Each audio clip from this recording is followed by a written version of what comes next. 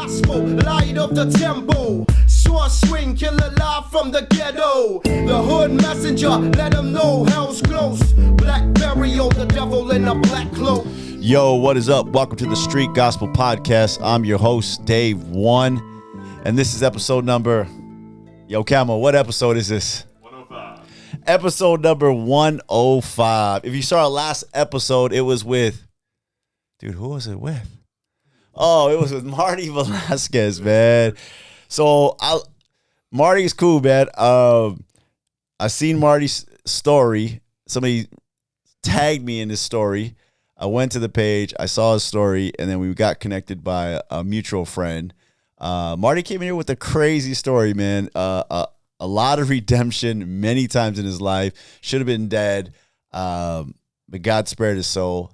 Even though he turned his back 1,000, I don't know. I'm just playing Marty. At least 5 times on God, totally on God. God still went down, reached down, pulled him out of the mud, and turned his life around. So. Thank God for Marty, man. Marty's a cool dude. I'm glad we got to meet. Good young guy, good young father, doing a lot in his church, Calvary Chapel, Diamond Bar. No, it's called, what is it called? Calvary Chapel Golden Springs in Diamond Bar. So check out Marty, man. Marty's a good episode. But today,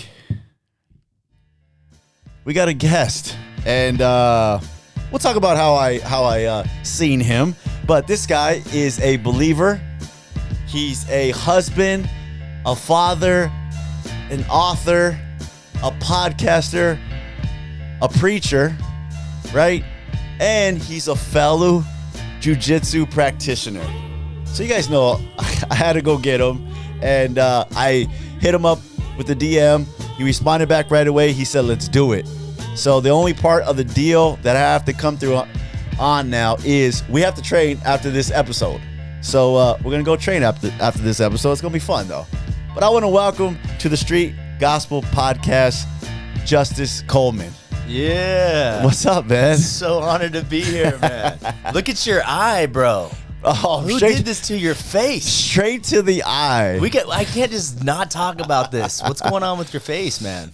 Last week was a rough week, man. So I was rolling, feeling good the whole week, but I got clocked like 3 times in the face, man. So I'm thinking like 3 times is a lot for the, In one night? Yeah. 3. You're rolling jiu-jitsu. You get hit in the face. Right. It's the gentle art, Dave. What's going on? Who are you rolling with, bro? Why are they punching you? You know what? To be honest, it was a visitor. It was a visiting guy. I just happened to get stuck with him. He was good, and he was an MMA guy. Had some good. There you go. Had some good rolling skills, and then we were just in a scramble. His back of his hand hit me in the face, and I was cool. I didn't think nothing of it. Then somebody was rolling on the other side. Their heel hit me in the top of the head, in the forehead, and then I got hit with like an elbow, man. It was 3 different people? 3 different people. Okay, so all right. One night. I mean, it's kind of unheard of. Maybe the problem's you then. If it's 3 Maybe I'm a little spazzy out there, right? Dude, so you had an MMA visitor though, because MMA guys, wrestler guys, they got. If you don't know, they got different energy, bro. Different. So totally. We out here old. We're just trying to stay fit, and then trying. Some of these guys, they want to be the next UFC. Yeah. Fighter. Dude, I was trained with Gokar the other day. Okay. Ronda Rousey's coach. Yeah. You know? Dude, and man, all Russian dudes taking it super serious. And I'm in there, man. I'm 41 years old. Homeboy suplexes me. This is last week. Picks me up and just dumps me, dude. And I'm like, wow. Oof. It's going to be like that tonight. Yeah, it gets rough, man. You know what's funny is I got injured a lot last year. A lot. And it was getting to the point where I'm like, okay, I'm 50. Yeah. So I'm getting to the point killing where the game. Can we just talk about killing the game? Just trying to stay alive. Bro, you're halfway to 100 years old. I know. Congratulations. Thank you. I hope to make it. Maybe not, man. I don't want to be like 80 and just be jacked, right? Yeah. Just not jacked in a good way, but jacked up, and just be like somebody's taking care of me. Yeah. I'd rather go out early if that's the case. But I had a lot of injuries. I mean, I'm sure you've had bouts where you just one injury after the next. So I'm really on the edge of like, man, I'm trying to still work. I still like to do things outside of jiu-jitsu. Stop, bro. And then you're a beast. I can tell you're a beast. We're rolling tonight. How long you been training? Don't hype me up. I've been training right now. I've been with Lucas for a year and a half at Checkmate. Prior to that, I was with Javi Vasquez, and then yeah, man, I was in and out of my garage. I just had buddies. I have mats, and so hey, come over, let's train, and that was it. You know, I'll save me some money. Stay in the gym. Where do you train at? I train at Gooch Training Academy. It's in the San Fernando Valley. Okay, where I'm from. And I try to compete at least once a month, and man, I just love it, dude. I saw that, man. Yeah. I saw that. So you're working your way up that master class. Bro, Masters Division, dude. These guys, they out there having a midlife crisis, and I'm one of them, dude. I'm like, all right, let's you know what? Let's make up for lost time. Because you probably grew up doing sports. I grew up doing martial arts. I've been doing martial arts my whole life. Oh, okay, cool. Yeah, but you probably, I wasn't. I played hoop. Yeah, I wasn't good at basketball. Really? I wasn't good at that stuff. I was good at hoop. Skating, snowboarding, and I sucked fighting. at skating. Yeah, I have a lot of skater friends. Props to them. Yeah. Because the first time that I really ate it, I was like, yeah, this is not for me. Yeah. And then I was just cruising on my skateboard. Yeah. But these dudes, like, props to the skaters because they're some of the toughest dudes. I'm not gonna lie. Yeah. We learned how to fall. Yeah, exactly. In jiu-jitsu, these guys are tossing me around. I'm like, I know how to fall. I'm better at getting taken down than giving takedowns. Yeah, I always say that. I like when I used to watch Jackass, like Johnny Knoxville and those dudes, I would say, like, I don't want to fight those dudes. Oh, my gosh. Because they would get back up. They would get thrashed, and they would just get back up. Like, do you remember CKY2K and, like, all those, bro? I used to watch it back in the day. That was even gnarly. That was, like, skate videos became Jackass. Yeah, right? exactly. Oh, my gosh. That was the best. I was always afraid of, like, the skater dude. Like, I was like, yeah, those dudes are tough. Like, I recognized that right away. And then you see, like, these skaters in L.A., like, they don't hit you with their fist. Like, you could hit them, they're gonna get back up with their board and then hit you with their board. Bro, so we have like hardcore security at my church, right? Like big time security because we started our church in a bar 15 years ago, and in a laundromat doing free laundry for people, right? So our pretty good. Our church is rough, right? Like just front row is just full of like. First 3 rows are guys like in recovery, you know what I mean? Hey. People like, you know, I'm like, hey, you can't vape during worship, bro. Like this is not a, you know, and like just tattoos all over their face. And like it's a wild scene. We also do like hundreds of like meals a week on campus, and we do a drive-through pantry, and we do anyways, all this stuff in the community, right? Every single week. So the homeless and a lot of people are just used to be on the property, right? But bro, when people roll up with a skateboard, dude, when they're holding the skateboard, that's like a big time security red flag, right? Because we've had so many fights with people with skateboards and stuff. Because you know they check bags when you come in, but guys like, I'm gonna hold on to my skateboard, and you're like, you're carrying a weapon. Like we've seen what happens when you hit people. So yeah, park that skateboard. Yeah, dude. Well, skate or die or church. So you have hardcore security like that? We have so much security. Yeah, it's crazy. Are you in the hood? So Freedom Church Chatsworth, right? Yeah, that's your church. Yeah. I haven't been to the Chatsworth area in years. I used to work the Valley when I was. You used to work the Valley? Yeah. Like when you were a single guy? No. What do you mean you used to work the Valley? I had a route in the Valley for a few years. I thought you meant like the bars or the clubs or something like that. No. Dude, I didn't like the Valley.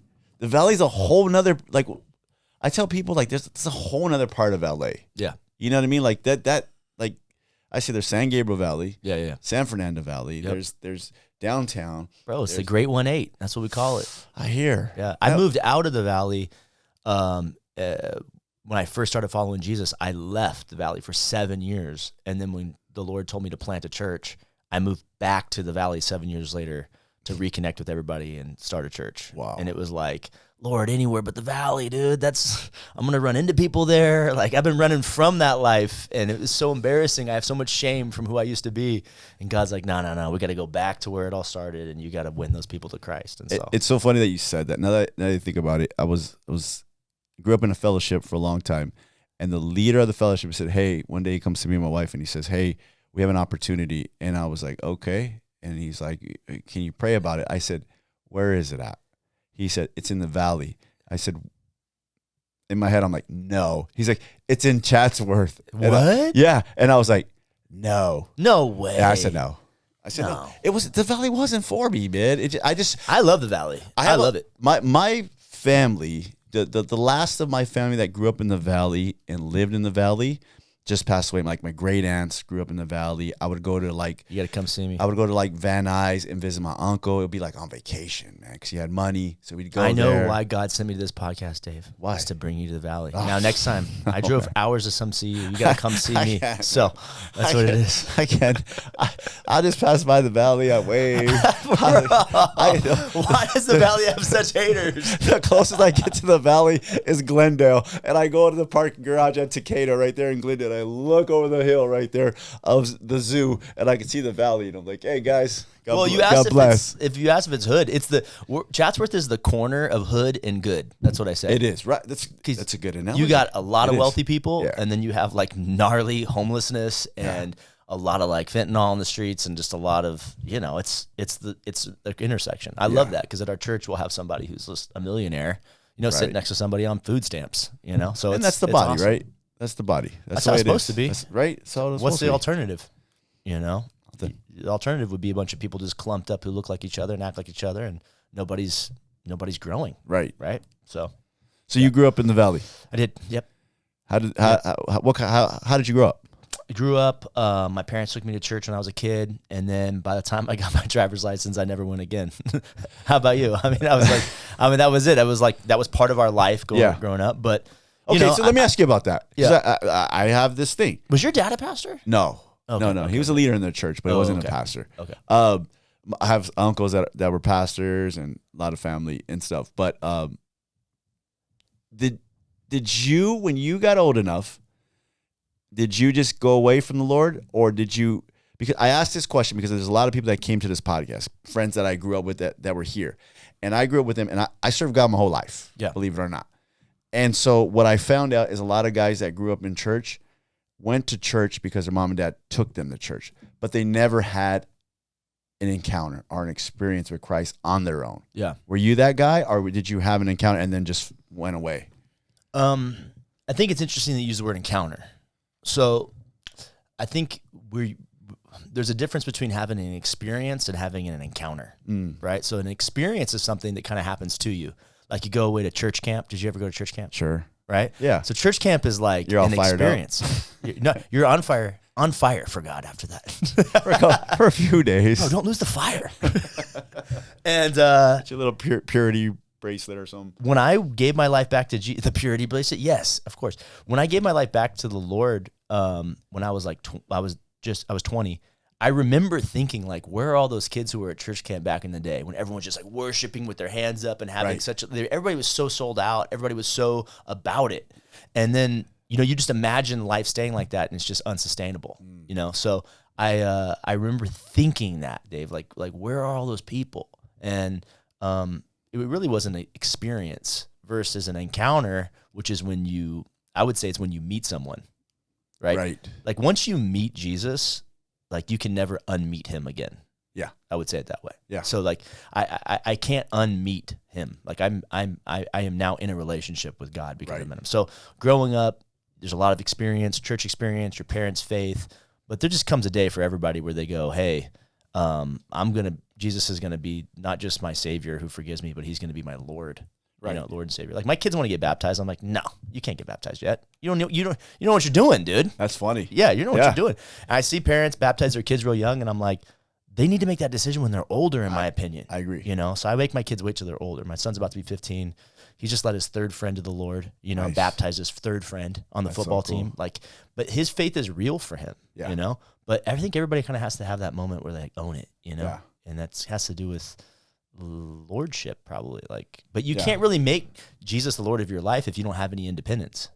I mean, you can, but it's like, it's different. You know what I mean? It is different. It wasn't until after I moved out and I was, I decided, this is going to be, I regret what I've done. Yeah. God, will you forgive me what I've done? I will follow you now. Like you're in charge, Right.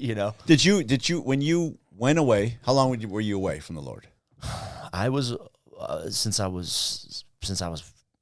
I had hormones and cared about girls. Okay, so The moment I cared about girls, I was like, I don't love Jesus anymore. I love her. did you have any conviction during that time? Yeah, I had conviction. I So think there's- everybody has so- conviction. but I think we have consciousness. Yeah. But I think you have more. Conscience. I think you have more of a conviction when you had the encounter. I didn't have a fear of God. You didn't. Okay. Yeah, I think that's the difference. Okay. If you know Jesus, once you meet God, that power, who he is, you don't play games with that anymore. Right. You know what I mean? Isn't that happened to you? Yeah. I mean, I got to an age when I was probably, 16, where I was like, church is cool. All my friends were by that time, I hung out with all my church friends. Yeah. By that time, they were already going away from everything. We had driver's license. Dude. Getting wild. They were getting wild. And then I was, my dad was on me, he was always like, I wouldn't say messing with me, but he would always throw little reminders. Yeah. Hey, watch it. Hey, is he a good dad? Oh yeah. Hey, watch it. Hey, what are you doing? And I remember, like every time hearing his voice, that here goes the guys. Well, we're gonna go over here. Yeah. So it'd be funny. We'd meet at youth group. Yeah. And then we'd go and hang out or cause 100%. trouble. I didn't go inside youth group. Yeah. No, I just rolled up. I picked up my friends or whatever. We didn't go inside the building. I remember the pastor, the assistant pastor, Pastor Phil. Shout out Pastor Phil. Little Phil always watches, my boy. He invites all the guys into his office. Yeah. And he goes, so we're sitting there. There's like 6 of us. We don't care. Yeah. And he's like, you guys can't come to youth no more. Yeah. Because you're wolves. No, he just goes, you guys can't come to youth no more. And we all go, okay. And he's like, yeah, you can't come. Oh, he thought he was threatening you. Yeah. And we're that's just like, funny. So we're like, okay. So, and we're like, where do you guys want to meet at on Fridays? We'll meet in the parking lot, or we'll meet at Jim's Burgers, or what do you guys want to meet? Dog, we used to all meet in parking lots. Right. It was like, call the pager number, get the directions to the party. Your listeners don't even know about this life, but there was a pager number you call, and somebody would update it with where the house party was at. That's how it was in the valley. In the valley. Yeah, I mean, that's what it was everywhere, right? But see, my guys went this way. So I went this way, and then I found my wife. Yeah. So she was in the church. You get married young? And then 20. Yeah. So that set you straight. Just celebrate 30 years. Time to grow up when you get married. So it was like we fell in love 17, got married at 20 and 19. What a blessing. So you're still married to this day? Still married to this day. You're a phenomenon. Yeah, man. Way to go. But I think that probably kept me out of trouble because my guys were just like, some of them wild out, man. I'd pick them up, and my best man, shout out Vince, man. My boy, he's like in our wedding, and I'm like picking him up the day of the wedding. He's same lit. Story, bro. My best man at the wedding, bro. Just like little straw in the drink. He's just trying to like give a speech. Bust a rhyme. I'm like, bro, you didn't write anything, dude. Like, what the? My friends, I made them stay in the hotel, Dave, the night before with me because these jokers were not gonna make it unless I drove them, dude. We had I already stopped drinking at that point, but these guys were all of them slang. All of them did drugs. These guys were just nuts. And I love them. Yeah. I love them. Those are my guys, and they were there for me in my hardest time. And I got to lead them all to Christ eventually and baptize them. Man, so it's been awesome. That's awesome. But, you can't give up on your friends. I don't. I have my boy Rob. He came, my old hooping buddy. He was in my wedding. We had a little falling out over politics. And then we had a party, our 30th anniversary party. Invited him to the party, came, good to see him. I mean, he's my boy. And I tell him that all the time. It doesn't matter, however we fall on politics or however we fall on God. Hey, man, I love you. You're my friend. We've been friends since we were 16 years old, 17 years old. Let's just keep it that way, man. The world cancels people way too quick, bro. Yes. I'm like, dude, this guy, okay, we were, my friends, my friend, my best man at my wedding, it's so funny you said it, literally told me a year after I've been following Jesus, he goes, I feel like we need to give my old friend a funeral because this new guy, I like him and everything, but he's a completely different guy. Yeah. And as a Christian, you're like, wow, that's pretty awesome to hear. But also you're kind of like, that kind of sucks for you, huh? Because, and he's just packing a bowl in the front seat of the car while he told me that. And I didn't use any drugs. Yeah. But I led him to Christ that night, the night he said that, that's crazy. As he was just like smoking, And I'm like, but how would I, we got to make space for people like that in our life. We can't just be like, this person I disagree, so I write you off. Like, man, I'm so glad Jesus has never canceled me over the things I've done to him. I know, man. I have a lot of unsafe friends. I have a lot of unsafe friends that are artists. You see all the art in here. Your office is sick, bro. A lot of friends that are artists. And artists a little bit more liberal. A lot of they have, but I go to their shows. I appreciate the art, and I love them. And I'm like, okay. So I think they trip out on me with that because I'm showing up to the show. Hey, man, what's up, man? They're like, oh, what's up? And they follow me. So they know where my beliefs are and who I believe in. And I'm like, yeah, I'm just here to support, man. You know, like, I guess that's how I let my light shine. You know, they see me. And I always say this. I always want my light. And you know, people get this idea of Christianity and believers, and they stick with one way of thinking that's the way they all are. Yeah. And that's cool. And I'm not saying that sometimes we don't act stupid like that, right? But I want people to look at me and go, hey, man, like, but Dave's cool, man. Bro, I have a whole theory on what you're talking about right now. What is it? I'm passionate about what you're talking about right now. Tell me. Well, look, I'm a pastor. I've been married almost 20 years. I've been in full-time ministry 20 something years. Like I spend more time with people who are not Christians than I do Christians. And that makes people uncomfortable. But I'm like, hey, if you spend too much time with Christians and you kind of don't spend time with people in the world or people who are not like you, you become a total weirdo. Yeah. Like Christians who, I know I'm offending somebody when I say this, but Christians who only have Christian friends are total weirdos. Yeah. Like you talk differently, you have your own little, it's like you become like a sect of society. Right. Like you need to be in the world and not of the world. You need to be a missionary. Like there's a reason why Jesus hung out with so many, like they used to call Jesus the friend of sinners. Yeah. They go, why do you hang out with such scum? Is what one of them said. He's like, because the sick need a doctor. You know what I mean? What did Paul say? Yeah. Become one and win one. Yeah. So that I might win some, is what he said. But yeah, I mean, I've always I think, Dave, I bet you hanging out with people that are not Christians, I bet makes you a great Christian to people who need to be around. I bet that's what I always think. I think there is some Christians that take it overboard though. When they use what you just said, where that's all they hang around with. Who? Just other Christians? No, unsaved people. Well, I don't know anybody like that. I know a few guys like that, and I'm like, bro, listen, like you need to be careful of who you hang around with. Like you're around these people all the time, and the problem is none of them are getting saved. Oh yeah, no. I lead people to Christ like crazy. I mean, I'm a Jiu Jitsu missionary. That's my focus. A Jiu Jitsu missionary, 100%. You just put them into submission. I competed on Saturday, IBJJF. I won my division. I won the absolute division after that. Nice. I prayed with 3 different people that day. I had a guy walk up to me, hey, are you Justice? And I was like, yeah. He goes, I listened to your podcast. I thought he meant my church podcast, but he meant my other podcast. It's called the Uncomplicated Podcast. Nice. And it's where people just submit questions and me. I saw that. Yeah.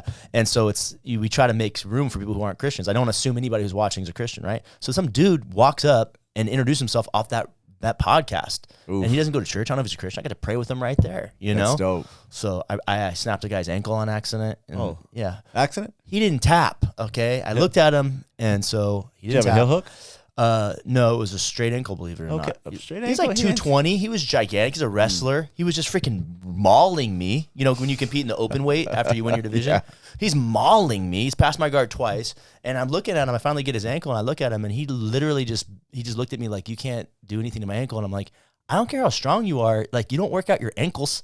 You know what I mean? So I accidentally broke his ankle, or I snapped it, or whatever it was, and he's just sitting there, and he's like screaming, and he doesn't want to stand up, and the medic comes over, and true story, I prayed over his ankle on the mat, and everyone's like gathered around. I'm just praying over his ankle. Dude, homeboy stands up, no limp, no pain, no swelling, nothing. Hey. And we walk over to get our medals because he got silver, and he's like looking at his ankles. He's like, dude, how is this ankle look exactly like the other one? There's no discoloration, there's no swelling, there's no pain, there's no limp. And I'm just like, hey, I believe in a miracle working God, bro. Like, boom, what's up? And I pray not to hurt somebody's ankle. I'd never want to do that on purpose. Yeah. You know that. We would never do that on purpose. No. I don't want somebody who's not familiar with Jiu-Jitsu. It's just so fast, But if someone doesn't tap eventually, you know what I mean? That's rule number 1. You get injuries, 1, because the guy doesn't know what he's doing. Yeah. Number 2, because you don't tap. Yeah. And number 3, sometimes people go a little too fast. During tournament, it's kind of like, it wasn't like a flash sub, bro. It wasn't anything nuts. It's just the guy was like, and he told me afterward, he's like, I didn't think you could do that. And I was just like, what? because he was just sitting there like letting me do it. Like, I'm tough. And I was like, oh man. But anyways, good guy. And all that to say is like, I got to play with 3 different people on Saturday. I'm a jiu-jitsu missionary. That's what I love it. I'd love to get to be around. love that. Because jiu-jitsu, bro, I mean, I just love the vibes of people who are humble and their ego's kind of been, adjusted. Yeah, it's a very humbling thing. I think people that don't do jiu-jitsu have an idea of like who we are. Like they think like we're just looking for a fight or looking to choke somebody and it's like totally opposite that. It's like you're so, like I tell everybody all the time, like you're so humbled every time you get on the mat. Most of the time, I should say. You know what I mean? Sometimes you have a good roll or a good day and you'll be like, oh man, I rolled good today. Yeah. And the very next day you show up to class, you suck. And you get in your car and you're sitting there for like 5 minutes thinking like, what the heck am I doing? Yeah. And so I tell people it's very much like Christianity. Yeah. Right? Yeah. I tell everybody you roll with what you got, you roll with who you got, but you keep on rolling. I don't feel like we talk enough about the ego problem that we have in this world. What is it? I have been crucified with Christ. I no longer live. That word I in Greek is literally the word ego. Yeah. You can read it. My ego has been crucified with Christ. My ego no longer lives. I mean, that is really, and I think with jiu-jitsu, you came to class, you thought you were a hot shot, and some girl tapped you out. Oh, yeah. So now you're like, okay, wow, okay. Or some small guy tapped you out, Skinny or whatever it is. dude. And it kills off the ego nice. And then for me, leading people to Christ in the jiu-jitsu community is like shooting fish in a barrel. Like they don't have that ego anymore. Yeah. Because they are humble and they're in a place where, the mat doesn't lie. You know what I mean? You can't be a false person in there. Yeah. And then people like, man, I had the best conversation just today about a guy who's dating a girl and he's like, should I have sex with her? Is that old school? And I'm just sitting there with like 3 guys having this conversation today with this guy because, he was open to having a conversation about something personal, because what's more personal than an hour before that being choked out and having to, say, please don't kill me, Yeah. So anyways, I think it's great, bro. I think God's got you right where he wants you, man. I bet you're super effective with those friendships. Yeah, I mean it's been good. We've had a lot of good rolling sessions in the garage, and just time for small witnessing, small letting the light shine. Heck yeah. And it's just there's a lot of good analogies with jiu-jitsu and Christianity and serving God. Yeah, man. All over the place. I can't wait to train with you tonight, dude. We're gonna have so much fun. Oh man, here we go. I'll be this weekend. They're gonna be like, Justice, why do you have a black eye? Yeah, we no strike-based jiu-jitsu today. Just straight jiu-jitsu. No, I couldn't do that. My coach wants me to do that, like the combat jiu-jitsu. Yeah. I don't know, bro. I don't have that violent bone, bro. I know I told a story about accidentally breaking a guy's foot, but I can't can't do that. I did a cage fight like 10 years ago, and I had a hard time in there. Like, really? I can't. I don't have that. Like, it's just I can't punch somebody's head when their head is against the ground. Like when I'm top of them, I can't. Do you have that? Did you do that? I can't say I could because I've never tried. I've done strike based. That's the gym I came from. It was more it was more strike based. So we roll with small gloves on. Yeah. So I was like fine with it. Yeah. So when I went, that's how I started in the garage. Yeah. Started with my buddy. He was an MMA guy. Yeah. And he's like, put on the small gloves. We're gonna roll and we're gonna throw punches at the same time. I'm like, okay. So when I went to my gym with Javi, it's strike based jiu-jitsu. Yeah. So I'm like, so he goes, put on your small gloves. I'm like, cool. I put on the small gloves and I'm like, okay. And I'm going with this cop and I'm eating him up. I'm like, oh, trap the arms. I'm just like hitting them and doing pretend elbows and all this stuff. And I'm like, I'm having a blast. And he's like, where did you come from? I said, the garage. But this is how we train. So I was kind of used to strike base. And then I went to Lucas's, and now Lucas is more competing based. Yeah, you said checkmate, right? Yeah. Yeah. And so they're all competing. Very serious. And points and stuff. So I'm like, oh. So, I'm like, okay, I'm not scared to be on my back, but they're like, oh, that's 2 points. I'm like, okay. Yeah. You know what I mean? So it was a whole transition, which is good. I'm fine with that. I have a good mix of both. But I have the same story, bro. I used to do a MMA for years, an MMA Bible study.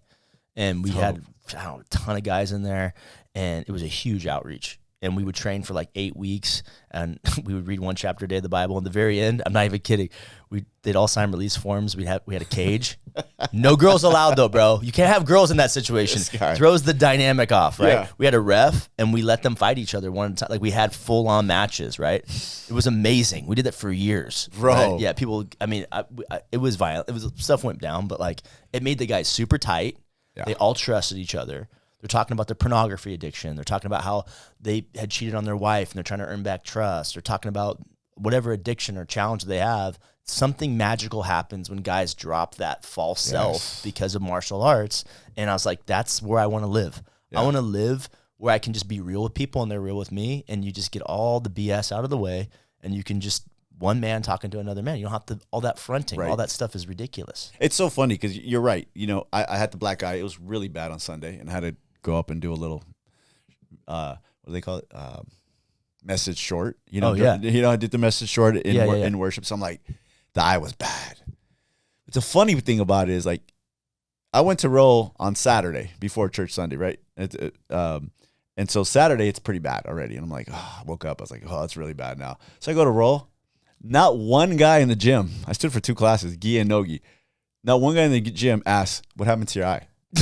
Right? Not one guy. I go to church on Sunday. What happened? You got beat up?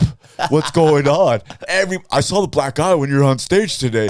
And I'm laughing. And I came home and I told I'm driving home and I tell my wife, I'm like, you know, it's funny. You at the gym? Nobody cares. You got a black eye? Great. Good job, Dave. Nobody even bothers to ask you. You go to church and everybody thinks you got your butt kicked. And they're like, so funny. Who got you? And I'm That's so funny. Jiu Jitsu, bro. That's so funny, dude. But it's true, right? I mean, it's different. It's just different. So you come back to the Lord, you get saved, and what do you do after that? So I was 20. My life's falling apart. My best friend had overdosed and died.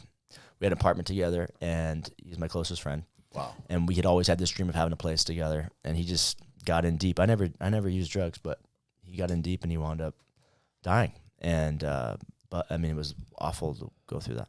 And then at the same time, my parents are going through a divorce or separating, which will jack with any kid. Sure. I'm about 20 years old, and by the grace of God, actually God saved their marriage and they're together to this day. But that's awesome. But going through that messed me up watching them. I'm trying to find my footing as a young man. I'm 20. You know, I live on my own, but I'm, you know. Yeah. And then, the girl that I was with, and I broke up. It's kind of like all 3 things happen. Your best friend dies, your parents are going through the divorce, the future you're planning with the girl falls through. And so, I literally got on my knees and just said, God, the life that you've given me. This is I remember the prayer, Dave. I was like, the life you've given me, I've butchered it. I said, if you will take me, you'll take me back. If you're as good as I've learned in the Bible and as a kid, if you'll take me back, I'll just serve you. No intention of like getting anything. I was just like, basically my life is I've hit rock bottom, you know, and man, I get a little emotional saying it, but I remember it like it was yesterday. But he's been so good to me. Like he is just been so amazing to me. And he told me exactly what to do when I got up from praying. And he said, I want you to go to Bible college. And I knew that college because remember we talked earlier about going to church camp when we were kids? Yeah. Because of that, I knew about a Bible college. Yeah. And so I just sold my car. I had spent all the money. I spent all the money on tuition. I moved out there. And I just went kind of like a clean break from my old life where I lived in a house with a bunch of friends and we partied every single night. So I went to Bible college and just kind of went full throttle on it. You know, I had a really hard time being friends with Christians because I didn't trust Christians because I'd been burned by Christians. So it turns out that like people who are judgmental and, you know, they were like that before they met Christ. Jesus is not what made them like that. Wow. You know, I thought that like within the church, they were being judgmental to you. Well, when I was a kid, I mean, I don't know your story, but I had been burned by some friends who kind of like betrayed me and then pulled the God card or whatever, you know? Okay. And so I was kind of thinking that it wasn't safe to have Christian friends. Yeah. And I had good friends. I didn't want to leave those guys behind, but man, you know, that first year following Jesus was tough because, you know, I would go to Vegas on the weekend and then drive back in time for like biblical languages and exegesis class, you know, like, or I'd be like in Rosarito, you know what I mean? And then like make it back in time for like ancient cultures of civilization. So were you still in between battling a little bit? Okay. I was totally battling, totally doing all the stuff that I used to do. Which is fine, right? For some people. I think that it's, some people get delivered like, boom, get up, and it's like never looking back. Some people have to go through a little process. Do you agree with that? well, theologically, you're right. Justification is when God saves us and he gives us the righteousness of Jesus. So the righteousness of God is imputed onto you. So when God looks at you, he looks at you technically through Jesus. So, we say things like through the blood of Jesus. Like yes. Technically, when God looks at Dave, he sees you through Christ. He sees you as his son, right? Right. So there's not like a scale of, like on a scale of 1 to 10, how righteous are you or how unrighteous you are, right? Yeah, you are just Jesus's righteousness. Right. Otherwise, it would be called self-righteousness. So you are saved, you're forgiven, you're redeemed, you're God's son, you have a new identity. So positionally, but then that's justification. But sanctification yes. is that process right. of we're a work in progress. Because a lot of people that's our behaviors. They not only have to be justified, but they got to be sanctified before they give their life to Christ. Dave, this is the problem. Bro, this is the time. I had a guy the other day right. come up to me after I gave an invitation for Christ at the end of my message, and he goes, I said, are you giving your life to Jesus? And he literally said, I got to take care of some things first. He said this. He goes, I got to go get cleaned up, and I'll be back. Yeah. I was like, bro, you don't go get cleaned up and then come to God. You come to God and let him clean you up. Right. Did you not hear the gospel? Like, yes. you're not going to make yourself good enough. Like, you can't, I'm not ready. I know you're not ready. So nobody would get baptized. Nobody would do that, So justification is an event. You're being born again. Sanctification is that process. That's holiness. Holiness is about our behaviors and what we do. And so I've found that holiness has to do with our humility and our fear of God, right? Because you may be saved, but if you're living in like this perpetual disobedience and rebellion to God, you got to ask yourself some questions, because the Holy Spirit's working in you saying like, hey, you're better than that. And that grieves God. And so he's on your side trying to help you. And if you ignore that long enough, I don't know what to tell you. That's a scary place to be. Right. So I don't know when I got saved. I just know that because when I was a kid, I'm sure that was sincere. But when I was 20, I got on my knees. That's the day I say. That's when I turned everything over. Jesus is not just Savior. He's Lord and Savior. And I haven't turned back since then. But yeah, there was a lot of lifestyle stuff that didn't add up. And I was miserable. Like, that's not a good place to be. And it didn't last long, because eventually, I had to go, okay, God, I'm leaving all this behind. The partial surrender and then the full surrender. Yeah, but what's the alternative? You just become a super saint overnight? I mean, it's impossible. I would never trust that guy. The guy who just goes from like being absolutely ratchet to just like, like, hey brother, hey sister. Like, I wouldn't trust that guy as far as I could throw him. The super spiritual people, and they come to church and you're just like, bro, it's a long haul. I wasn't hiding what I was doing. I was just saying, this is who I am. But I had made a huge sacrifice to move to school and all that stuff. So, I mean, I was following Jesus. Right. I was obedience, but God was incredibly merciful with me during that time, because you can't live like that forever. I mean, eventually God's like, that's if you give God your life and then try to take your life back, don't be surprised if he wipes your life out and to rebuild you. Like, there's an easy way and there's a hard way. Is that what you felt? Like he just took away the friend, the girlfriend, everything? And that was before I was following Jesus, I think.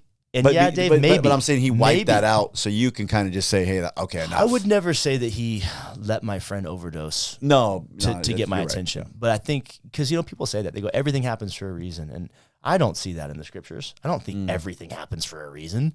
I think things can happen for a purpose if you give it to God. Yeah. I think God can take bad things and make them good. Yeah. But I mean, I would never say that God gave I know you're not saying that, but he would make bad things happen to me to wake me up. Right. I don't, or hurt somebody for me. I don't think you can say everything. I think we want to ascribe a reason to things to make ourselves feel better, or like give, God's got a plan. Some things we just don't know. Yeah. Right?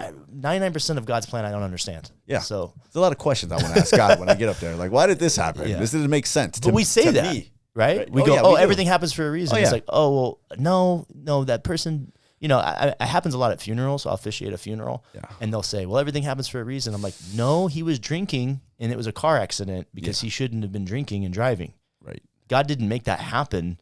You know what I mean? Yeah, it's Didn't happen for a reason. I've had to do a few funerals that were Yeah. rough like that, you know, and you're just thinking, you know, wow, like what do we do, you know? Because they're just like, yeah, they were great, and you're like, I don't know if they were great, you know. When I was 16, made some my bad best decisions. friend died of my other best friend died of cancer, and his mom told me, "Well, heaven needed another angel," and that really messed me up because I was like, "What kind of God would give a 16-year-old cancer so he could have another angel? Can't God just create more angels?"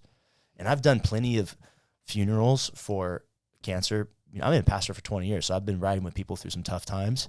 And Dave, a lot of this, everything happens for a reason, or God needed another angel, or that kind of stuff. A lot of that language is used to kind of make people feel like, oh, you know, you can still trust God because of the plan.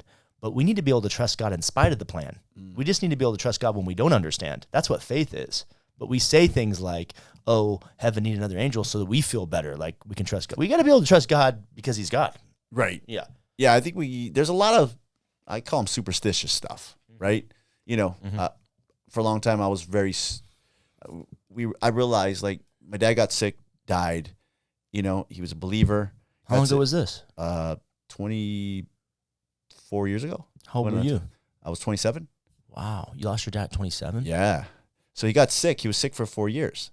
For 4 years, praying for him. Was it cancer? No, he had Hep C from old tattoos before he was saved. Wow. And so it came up. He had been saved for like 20 years, and then it was in his system, and then his liver just went out. I'm so sorry to hear that. That's So gotta be the hardest thing you've ever gone through. Definitely the hardest thing. Yeah. Definitely. There's a lot of questions I have for God. Like, that doesn't make sense. Yeah. Like, can you help me out with this Why one? didn't you just heal him? Yeah. But the superstitious thing, I realized that for 4 years, we're believing God for healing. Yeah. Believe God. Yeah. Towards the last year and a half, my dad's telling me, yeah, I'm probably going to die. Don't say that. The superstitious part of faith that I thought, we can't speak like that. Yeah. The reality is he was dying. Yeah. So I regret not thinking, you know, like, okay, I'm going to believe for a healing. But the reality is, yeah, he looks bad. Yeah. Right? So I think sometimes as believers, we get into a mode of like things that we say, you know, to Have make you us prayed feel for better. people and seen them healed before? Recently I have. But to be 100 with you, for a long time, my prayers on healing, God, if you want to heal them, heal them. Yeah. You're going to do what you want to do anyways. Yeah. With an attitude. Yeah. For a long time. Well, Because do you blame you? Look at what you went through. Yeah. So Of course you're going to have that mentality. So for a long time, I'm like, you know, and I remember God spoke to me one day. I had a friend who had a heart problem. He tells me, yeah, I'm messed up. He was in the military. They released him from the military because they found he had a heart problem. He's sad because that was his dream. And I'm talking to him and I'm giving him the Christian pep talk, right? What am I going to do? Hey, you know, you got to believe God. You got to trust God. Yeah. You know, he has a plan for you. Yeah. Don't worry. You know, God can heal you. You know, he can bring a healing. Let me pray for you, man. Yeah. Prayed for him. I went back to my seat and God told me, do you believe that? Boom. Ouch. Literally, I heard. That's a dagger. It was during like worship, and I heard his voice say, do you believe that? Man. And I was like, oh my God. Yeah. And so now when I talk to people, I said, let's believe God for healing. Yeah. But what if God doesn't heal them? Yeah. What you're talking about, I think, is when you said, I have some questions for God. Yeah. This is the first thing I'm going to talk to him about. Right. The first thing I'm talking about. Right. Yeah. Because I cannot deny, I've prayed for more people and seen absolute full-blown miracles and people healed and all that than I could ever count. Yeah. I have seen the gnarliest miracles from God. Yeah. And I've also prayed for people and nothing happened. And I'm like, what do you do with that? Like, I just told you a story about a guy who God healed his ankle right in front of me. Right. Like, and I'm surprised, but I'm also not surprised because it's like the last thing I prayed before I got out of my car that day by myself in my truck, or actually my son was with me, was, Lord, please, I don't want to hurt anybody today. Please. Like, that's my number one prayer. It wasn't even to win. It was like, I don't want to accidentally hurt somebody, you know? And yet God took something that was bad and then kind of made something special. And that it rocked that dude. He like couldn't talk. He was like, whoa. I think that what you're describing is so mysterious. And I'm not a big God works in mysterious ways thing, but I would say this, like, I think that there's so much that we don't understand. Yeah. And what I've learned, Dave, is that whatever God chooses to do, he's just. Right. He's just, right? He's going to make the right call. You know what I mean? Like whatever it is. And so if I can just trust that God's good and, you know, he's just, then I'm just going to have to rest there. Because if we're trying to base everything off on what's fair, that's not really a good system, right? Because technically, you know, if God was fair, you and I wouldn't be going to heaven, bro. Yeah. That's not fair. Yeah. We shouldn't be able to live a life where we hurt other people, we hurt ourselves, we live a destructive life, you know, and there's consequences for the things that we did. And then suddenly Jesus take the penalty that we deserve and we get a clean slate and get to go to, that's not fair. No. But somehow in God's kingdom and his perspective, what Jesus did for us makes it's just. He's found a way where there wasn't a way. Yeah. If it was fair, what's fair is that I should answer for all the wrong things I've done. Right. That's what's fair. Right. I deserve to pay the price. Yeah. Right. But he's just. He found a different way. And I think it's got to be the same way with healing. I don't know why he doesn't heal everybody I pray for. Yeah.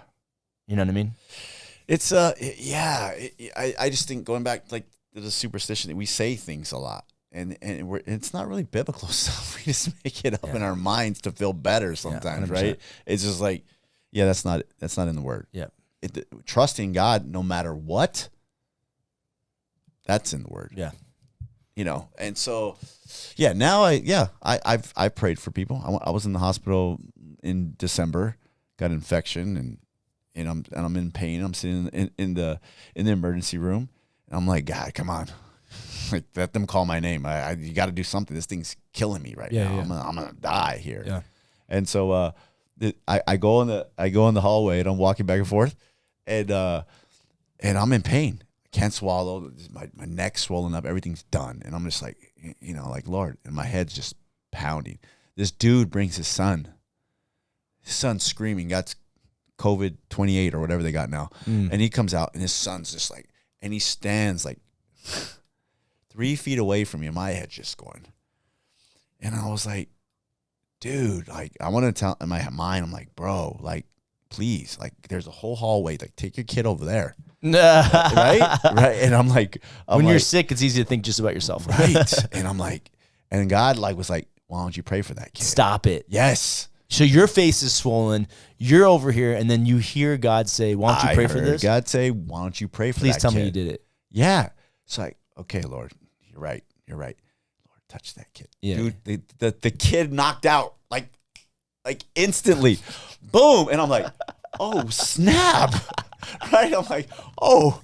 So then the Lord's like, go back into, I mean, the emergency was packed. It was like when this whole flu thing. You're just laying hands on everyone in the bro, there was like this old chola in the corner, dude. And the old chola in the corner. And she's just crying, bawling, and she's just sitting there. And I'm like, Father, touch her right now. Boom, she falls asleep. Bro, and I'm like, I believe it. Yo. 100%. So I was just started like, Father, touch it.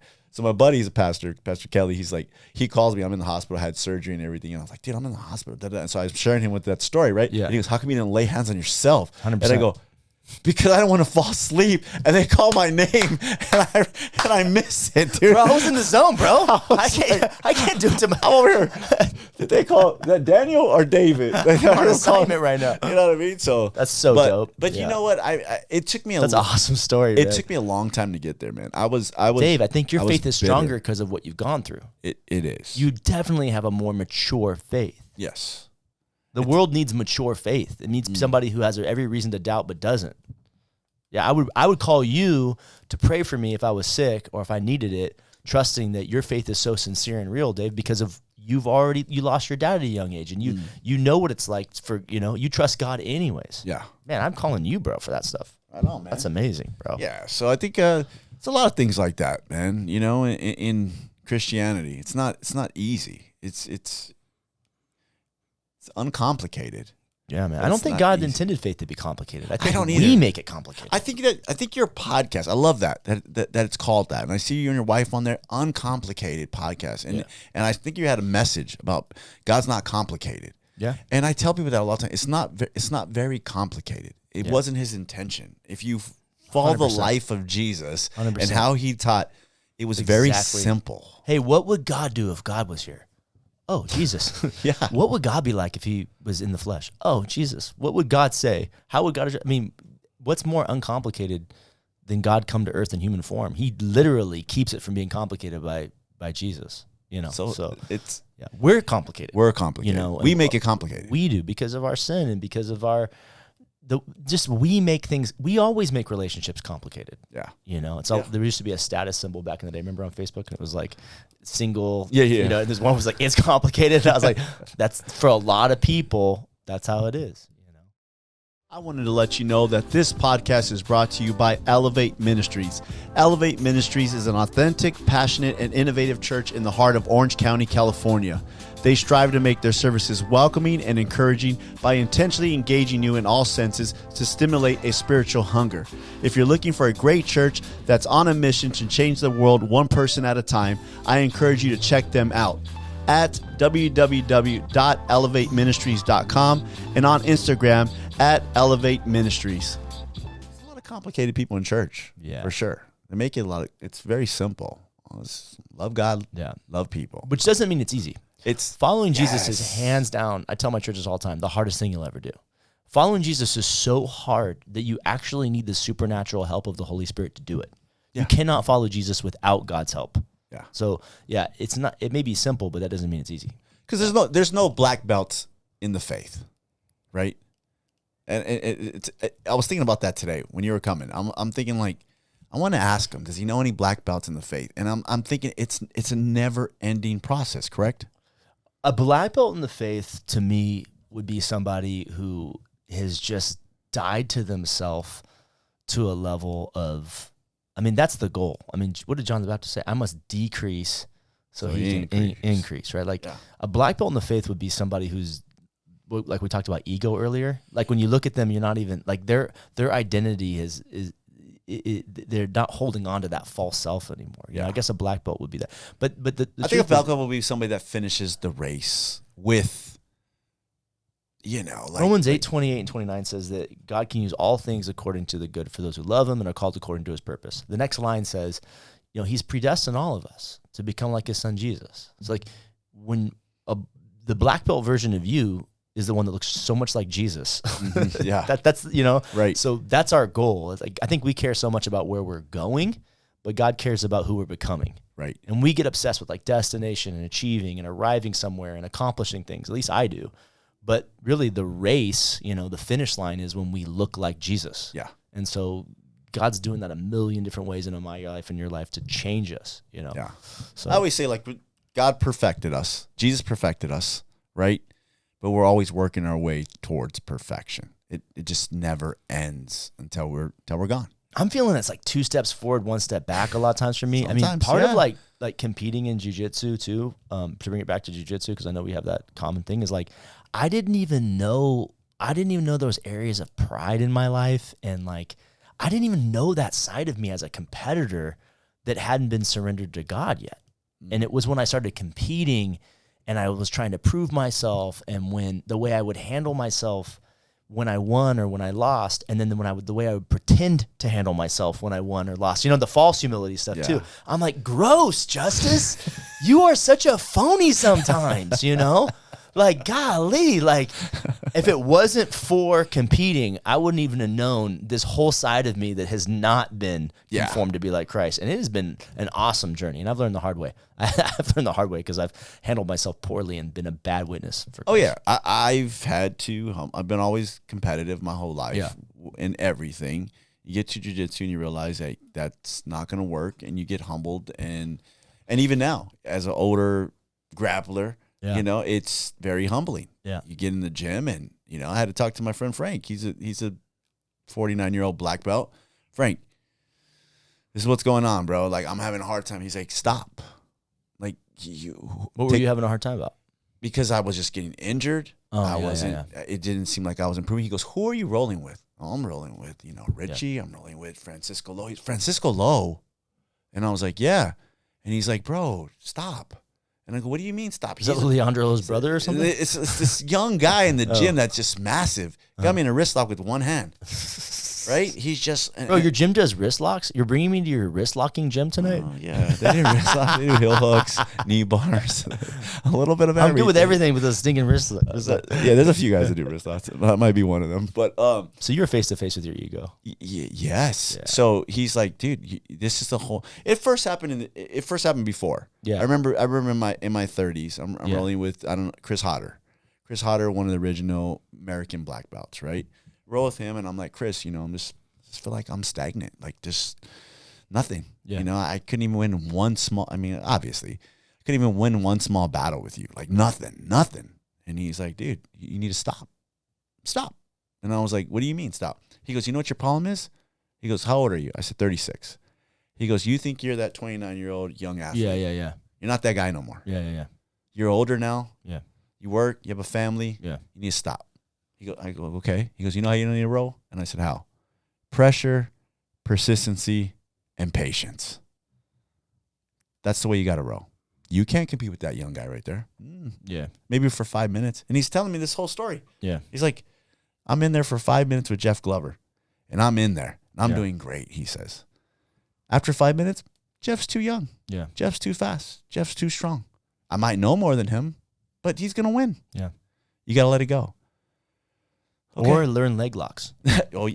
Well, yeah. I learned the heel hooks. It's good. Yeah, just attack the feet, bro. These dudes are smashing me. I'm like, you know what? 50% of the body, the other 50% of the body, right? Like Denher said. But then now it's a whole nother thing. Yeah. Last year was rough. Turned 50, and then I'm like injury after injury after injury. Bro, you're killing the game, bro. You're 50 years old. You're dialed in. Stop. But you got to figure out a new way. Right? You can't do it the old way anymore. You got to say, okay, I got to take a round off.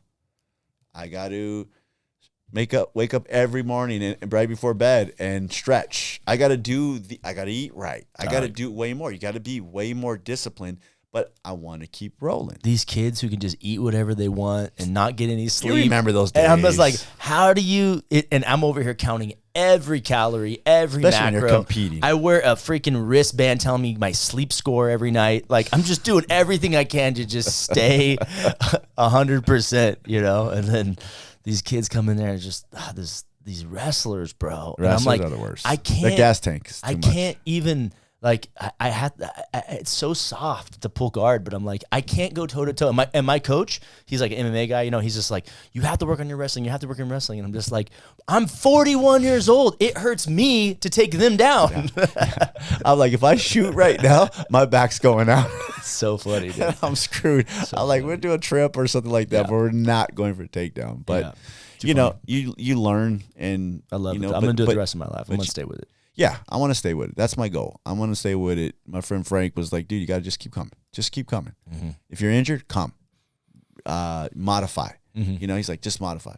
If you need to take a round off, don't let your pride get in the way. If you need to tell a guy no because you know the way he rolls, and it might be a little bit too much, and you got to just say, hey, man, I'm going to skip this round. But what you're describing and what I'm describing is like being okay. Like this is like the ego, like if you have to be Mr. BMOC, Mr. Big Man on campus, if you have to be the big fish in the small pond, work. You can't live life like that. God wants you to grow so you have something to give. If you don't grow as a person, you can't contribute, Right. And if you allow the enemy to hold on, like if you allow that insecurity to continue, right, you will not be healed, right? Like insecurity can't be fixed. It's a healing situation. The healing is the more I'm like Christ, the less insecure I get, and so insecurity is just poison. It'll destroy your whole life, and I'm just grateful that Jiu Jitsu showed me, I'm insecure in these areas. Yeah. This is false humility, not real humility. Like I would never have seen that if I didn't put myself in a situation where I was getting my stinking A kicked, or trying to prove myself and not feeling enough. And then, because we have idols, Dave. Like there's things in our life that just it's too much. Yeah. It's too much. This, your favorite sports team, when it wins, you know, suddenly you feel better about yourself. You're in a good mood. They didn't win, and it's like, don't talk to dad. He's in a bad mood. Why is that sports team? Why is that dictating your mood, right? That's not how. That's not supposed to be. He's over here pointing at me, bro. When who loses? It's a lot of losing. But if you're a Raiders fan, you are a man of faith. So I'm a man of faith. Yeah. I've learned how to lose a lot and take it on the chin. I'm stuck with my team through. Hey, their new stadium though. Their new stadium, sick, bro. Yeah, it's sick. It's sick. Wild. We're gonna be better this year. But all I'm saying is it's a gift to be a competitor and to find these areas of insecurity, because I don't want to be insecure. I don't want to think about myself so much. I was on a prayer walk the other day, and I'm just trying to listen to God. You know, I can't just sit there and pray. I don't know about you, but I have a hardest time praying for a long I like to period of walk time. and pray. Yeah. So I'll just do a prayer walk, you know, without my phone and just try to listen. I'll just pray for people that come to mind, but I have a hard time focusing and praying, right?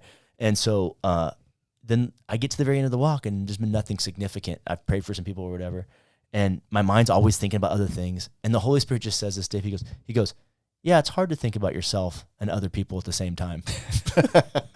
I'm like, I'm trying, but I don't want to be selfish. I don't want to be thinking about myself. I want to be I want to get up every day and lay my life down for other people. You know, I want to live the kingdom of God, but man, it's like, it's almost like you just discover. It's like a trench digger. A trench digger comes and he like scoops this big section of like dirt, and then it turns and drops the pile. And you're like, oh, I'm so glad that that's gone. But that sucker just keeps turning back around, and then it hits the next layer, layer of the ego. Exactly. Picks that up, boom. And it's like God's discipline and his help with that is so painful. There's this verse in Hebrews chapter, I was reading it last night, chapter 5, I think it is, where it says, even Jesus learned obedience through suffering. It's like, oh, that's right. We got to suffer. We got to learn the hard way sometimes, because that's even how Jesus did it. Jesus didn't sin. That's not what he didn't learn the hard way through sinning. He learned the hard way through suffering. Yeah. Right. And that's our same model. We're going to have to suffer in order to produce, you know, the Christ-like character. Yeah. I had my friend Kyle, he came in here, and that's his thing. Suffer. Yeah. Suffer. When you embrace the suffering or the suck, that's what he says sometimes. Is he a military guy? No. He's just like, he has a whole thing on, it's called Superhuman Fathers. And Superhuman Fathers? Yeah. That sounds awesome. And he gets fathers in check. He's going to get saved. He's right there. Yeah. But I just liked his program. I was like, dude, come. He's jacked. You know, he just talks about being a man, being in shape, being a good husband, being a good father. There's a lot of that going on right now. Yeah. There's a lot of that conversation's really loud right now. It is, because I think it's a good thing. But he comes in and we talk about it, and he just said, when you embrace the suck, it sucks. He says, and it's so cool because he says, I don't want to be a good husband every day. I want to be selfish sometimes. Yeah. He goes, but it sucks. Yeah. And I got to embrace the suffering. Like, what does my wife need today? Yeah. I'm here to serve. And I'm like, ooh. And I think, you know, it was I had a lot of Christian guys that listened to that podcast, and they were like, I like that. Yeah. That was good. And I said, well, that's how we're supposed to live. Yeah. And I'm glad, like you said, a lot of men of God are starting to embrace that, you know, and I've been saying that for a long time. I'm sure you have too. Like, hey, I'm passionate about it. Yeah. I'm very passionate about it. Right. When, for example, my pastor is so consistent in discipline every day. And I love that about him. I have so much respect for him. He wakes up, he's in the Word, he's praying, he's at the gym by 5. And I'm like, I love it every day. Yeah. I love that. And I tell guys, for me, if I go to like when I saw you preaching, like, this guy's in shape, he's disciplined. I know where he's at. But I don't give it 5. Well, I don't lay in my bed. That's fine. But what I'm saying is, like, if I hear one more podcast, get up at 5 and make your bed, win the morning. If I hear one more of these win the morning podcasts, I'm like, we out here just trying to get 1 more hours of sleep because our body is hurting so bad. Today, I knew you were coming, and I was like, yeah, I need a little extra rest. 100%. 45 more minutes. 100%. I'll get up and I'll stretch and I'll read and I'll pray. But I didn't work out this morning. I was like, I'm gonna get a little extra rest. If I get home early from work and I can get some weights in, then I'll get some weights in. But Wouldn't you say though? Because you're talking about admiring your pastor, you're connecting being a man of God and discipline, and I think even the guest that you had on, he was talking about discipline. Yes. Right. I think that being a good steward of what God has given you speaks volumes, whether it's your body or whether it's your career or whether it's your marriage. Like taking care of what God puts in your hands is the most, that's spirituality. That's spirituality. Perfect way to put it. Me and you are going to stand before God and he's going to say, how did it go with these things I gave you?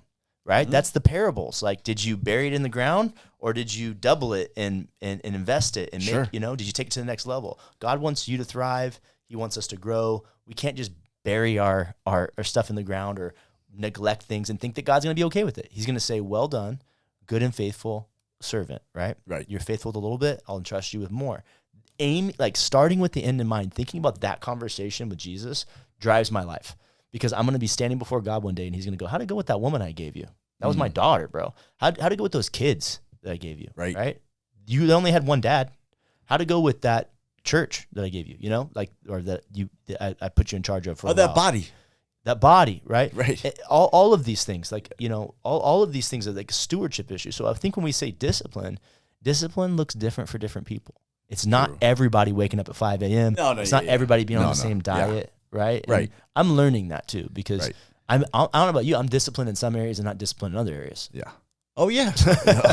I'll be honest. There's some men that I'm like, yeah, that's pretty good. Like that's way better than me. Like I got work to do, and there is different version of men for a long time. And maybe this is a good thing to talk about. There was a book, I think it's somewhere over there. I started reading it, and I thought it was like, yeah, this is a good man book. Let me get it. I saw a review on it. Like, yeah, I need a good man book. Let me get that. And the first 10 pages, I was like, this guy's stupid. And what the guy says is that there's different versions of manhood. And I said, nah, bro. Wait, hold on. So he was saying, we think, right? And it's in the air, but it messed with me a little bit. So I'm thinking, well, there's just me, my pastor, let's say Pastor Justice, let's say this guy over here that I respect because he's in shape, he takes care of his wife. This guy was saying, not every man is like that. Oh, okay. Yeah. Right? So not every man's going to lift weights. Yeah. And I get a lot of guys that tell me, probably a lot of guys that tell you that. Like, oh, so I'm not going to do jiu-jitsu. It's not my thing. Yeah, I get that. And I tell guys, well, do something. Yeah. Get in shape. Do something. Yeah. But I think let me ask you, is there a version of manhood we all should be like? 100%. His name's Jesus. Okay. He's the ultimate man. God came to earth and became a man. That's it. Yeah. God came to earth and became a man. But what does that look like to the men? Well, let's see. Jesus worked a job. Easy. Yeah. He didn't go into ministry until he had been working a job for 15, 20 years, bro. Right. So got to have a job.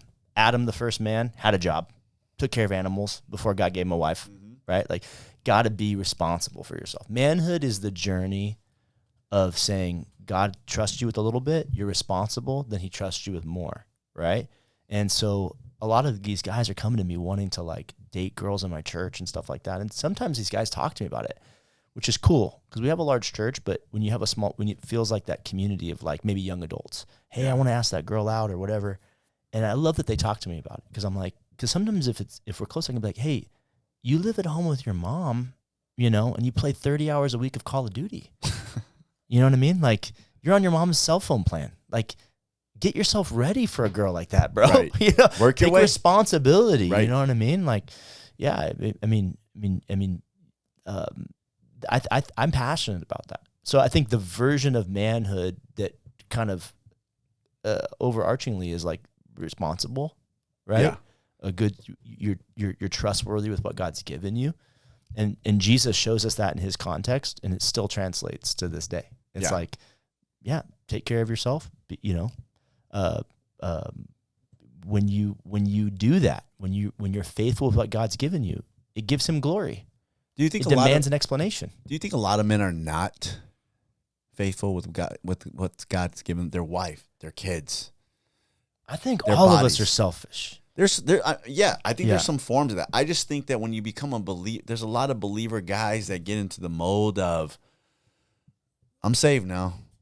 I love God. He loves me. Yeah. I don't have to continue to pursue my wife or look out for my kids or take care of myself, or it's just like I'm saved. I think some of that comes from just secret sin in their life. They have struggles that they're not opening up about. I think a lot of it has to do with not having purpose. You know, I like to say there's the best day of your life is the day you get saved, but the second best day of your life is the day you find out why. Like God saved you for a purpose, Dave. Like he's got great things planned for you. And if you can't lock onto that, if you can't get closer to figuring out what it is that you uniquely are contributing to the kingdom of God, why he gave you the gifts and the strengths that you have and how that works together to actually change the world, that people give up. They sink back into exactly what she just said. Oh, I'm saved. I'm good, you know? And that's super sad because we should be on this. I believe that I think God wants to reveal his purpose for people. You know, it says in Ephesians 2:8-9, it says that we are God's workmanship, and he created us with good works in our future in advance for us to inherit, right? Like there's purpose in what he created us for, right? I wouldn't call it a calling. I think we all have the same calling. We're called to follow Jesus. All of us have the same calling, but there are purposes. There's unique things. Like I have a purpose statement that I say every day that I wake up, and it helps keep me focused on what God's called me to do. It helps me say no to the things that I don't need to do and yes to the Street Gospel podcast because I know what God has called me to do, you know? And I would imagine you've probably figuring that out for yourself too. But guys who can't lock on that target get lost, you know? And it's not like God's keeping it from you. He's a revealer. So if you seek God, you find him. If you serve God, he'll show these things to you. So I think, I don't know, am I rambling or does that make sense? No, that makes sense. I think we just gotta, How do you find that purpose? If a young guy comes to you and says, hey, I need some direction. Yeah. And you tell me, well, you need to find purpose. Well, how did Jesus do it with his guys? He got them making disciples. Right. You know, so follow me. Yeah. He literally told Peter, leave that catch on the beach. He says, come to me, right? You know, I will make you fishers of men, right? Like, come to me. Right. I will make you. That's transformation. You know, fishers of men. That's a whole new purpose. Yeah. It's no more fish. Now it's men, right? And I think that the sooner guys start meeting with a group of guys and discipling them, the sooner a guy becomes a mentor. I mean, that's when everything changes. Like if you just go to church and you just want your pastor to mentor you and you just want to attend events and you just want to, you know, sit on the sidelines. But the moment you say, here I am, God, put me in the game, what he does is he puts you in people's life to mentor them. There's so much pain and so many mistakes that you and I have gone through that God doesn't need to waste. Yeah. We can mentor, we can be serving in a youth department at a church and helping teenage boys like that. Yeah. You know what I mean? We can help these guys. They don't even have a fully developed prefrontal cortex. Like these guys are struggling. Yeah. We can look at it and be like, hey, don't live that life. Don't do that. I made that mistake. Yeah. Let me tell you the better way. This is God's way. So I think mentoring, discipling guys is when everything comes alive. Because now you need the Holy Spirit to live a life bigger than yourself. You're living in a different standard because people are looking at you. I think leadership is the path for men to become like Jesus. Yeah. And leadership looks like making disciples, mentoring guys. But guys who don't want to mentor anybody and they just want to live for themselves, they're going to get lost. What about the guys that want to jump from being led straight to not being led and straight to becoming a leader? Because we got a lot of that right now, especially with podcasts, online stuff, right? Everybody wants to, let's lead this Bible group. And I'm always like, well, who is that your experience? That there's a lot of guys who want to do that? There's a lot of guys that just jump. I always say, how can you lead if you've never been led? 100%. I think what you're describing, I wish that was the majority of my experience. My majority of my experience is guys. I hate to say this without being like judgmental because I don't want this to come off the wrong way, but I think guys, I really think a lot of guys just disqualify themselves. You know, I don't want to say cowards, but a lot of guys are cowards. Like, and I get it because we're over here looking at pornography. So we feel like phonies. We have secret sin that we're not telling anybody about. We lost our conscience. We have the devil accusing us of everything we've ever done, you know? And so it's easier just to sit back and just be in the group. Right. You know, but it takes so much courage to address sin in our life and open up and be real. But the moment you put that together, it's the Jesus model. It's Jesus' disciples. The moment you do that, you come to life. Right. You know, like I went from being this coward who was keeping my sin secret to leading men like overnight in my apartment as soon as I got over my pornography addiction. I was in a pornography addiction for a decade. And the moment I broke free of that, man, I was confident. You know what I mean? Yeah. I was ready. I was ready to serve. But that was keeping me from living a powerful life. I was living Because of shame. And I just felt defeated. Yeah. And I didn't know what it was like to be an overcomer. Right. Right. But I think men taste that and bam, it just happens. So maybe the guys you're describing are guys that have been set free of addiction, or maybe they have, they're on a winning streak. And so they want to keep going. But my experience is a lot of guys are not on a winning streak. They feel bad about themselves. Just getting them to go to church is a big deal, you know? But then I do have a group of guys that are out there killing it for sure, you know? But those guys all have a story about how they hit rock bottom, you know, and how they got real with other group of guys and they became disciple. Does that make sense? Disciple making? Yeah. Yeah. I think, but you have to be, do you agree that you have to be discipled to become a discipler? How do you know how to decide? I mean, I'm asking your experience. My experience is that we think we need one guy to disciple us. No, I'm not saying that. Because I agree. I've had multiple mentors in my life, and I would rather a guy jump in the game and mess it up and trust God's grace, really, than say, I was waiting for you to ask me, Pastor. You know? Oh no, I'm not saying that part. I'd rather have a guy ask me and then say, hey, but you might have a guy that got saved 2 weeks ago and say, hey, Pastor, I'm going to jump in the game now, and you're going to be like, well, hold up. I say send it. Send it? Yeah. I say send it. I mean, Jesus is coming back. Just put the vape pen away. We're good, man. Get up there and worship. Hey, We're good. yeah. Leaders at my church, though, we have a whole agreement of like their lifestyle, because I can't have people, you know, like if you're living with your girlfriend still, you can't be a leader in my church. That's a bad example. Okay, good. And that's, you know, there's no way that's going to fly. Like if you don't tithe, if you don't give, right? Yeah. I can't have you as a leader in my church. Sure. I need people who've overcome these things to say, if God can do it for me, he can do it for you. But if you can't say, if God can do it for me, he can do it for you, you ain't ready yet. Right. But I think all of us can mentor in certain aspects. I do too. Those lives. And I don't think anything should stop you from just having a Bible study with a group of guys that meets every week. Yeah.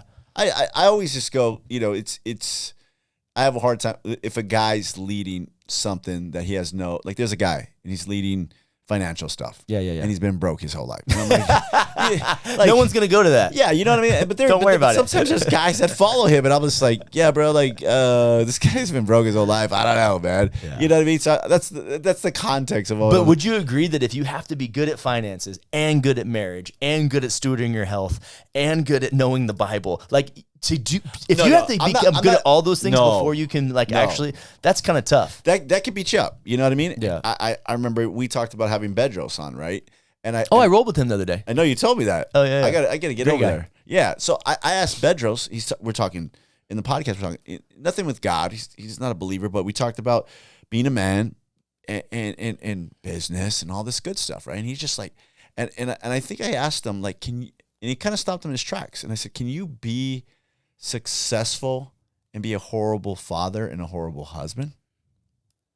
You could be successful in business, but is that what you want? Yeah, because I mean, but in the context of how he presents his you know, kind of his program, it's like capturing all this, right? It's this whole dynamic, and then he's like, yeah, in a way, you know, in one section maybe, you know, in the business part or making money part, yeah, but you still got to be better over here. That's what I mean by that. I think there's sometimes that we, like you said, we think to be successful, we got to be spectacular. So once again, success is looking like Jesus. So if someone's going to lead at my church, yeah, and the reason why that person, I think this is clear that I make this distinction, and the reason why that person is joining their group or a part of what they're doing, right, is because I'm vouching for them and I've called them a leader. Yeah, dude, you're going to have to live at a whole different standard. Like I can't vouch for you. That's what I'm saying. If your character's not good.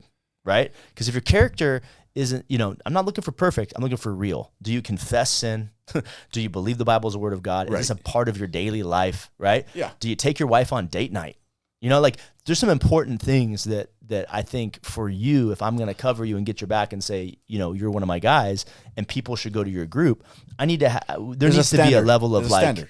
There's a standard. Yeah. And that only makes sense. Right. But if you're saying outside of, I'm not going to wait till my pastor, you know, or my church, you know, gives me the green light to lead something official, I don't think you need to do that. I think you just jump in there and grab a group of guys. That's what I did. That's what you did. Yeah. I went from I was my mother-in-law, you know, she was my pastor's wife, right? Yeah, she's now my mother-in-law, but she was the pastor's wife. She asked me to. So you I married my pastor's daughter.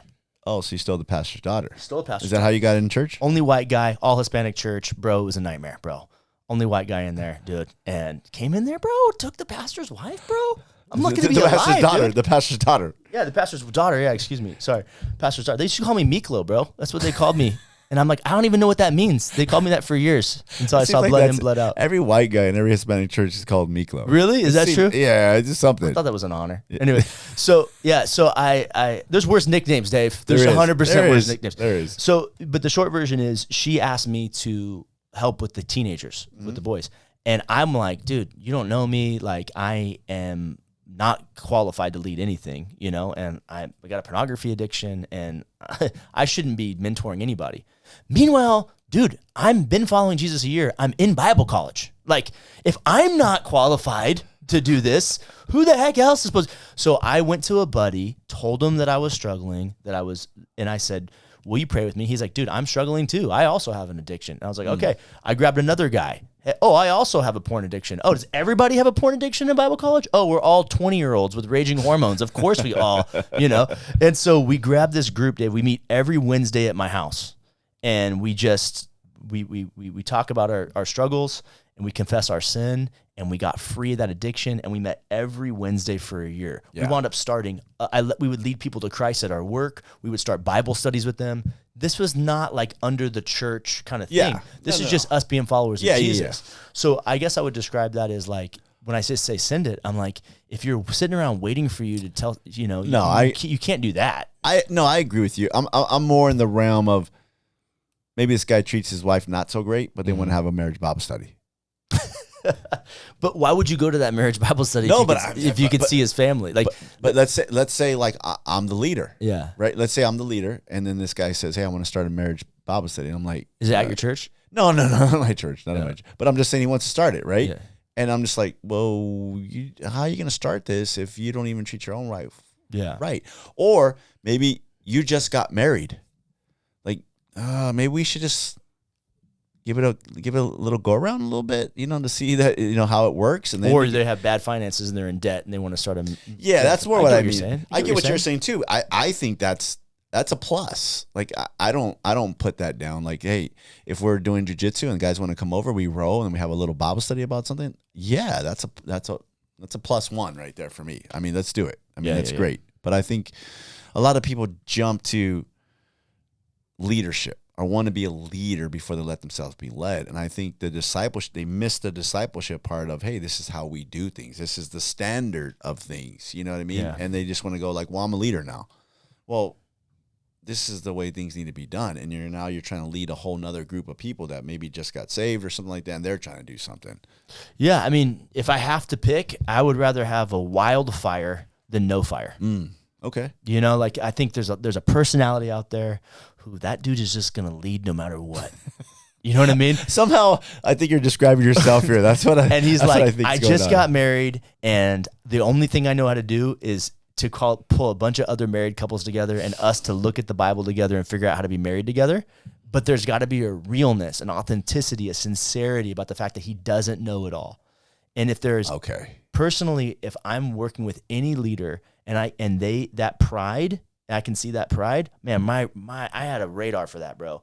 Prideful leaders for me, I'm like, I got to bolt, dude. I can't that James says this, God opposes the proud. Yeah. And he gives grace to the humble. Yeah. Right? Like prideful people, I probably can see it in them because I recognize it in myself. That's probably why I can spot it so quick. It's because I struggle. So I see that and I'm like, oh man, if this guy acts like he's got it all together, you know, that I can't listen to that guy. I don't need perfect leaders. I just need real leaders. I'm the same way. I got to have real leaders. Yeah. I got to have real leaders. You're speaking into my life. Yeah, just be real. That's it. I don't need the, I don't need the pat on the back. And it just right away, I'm just You got a good phoniness radar? Yeah. Bro. I'm not going to. So quick on that.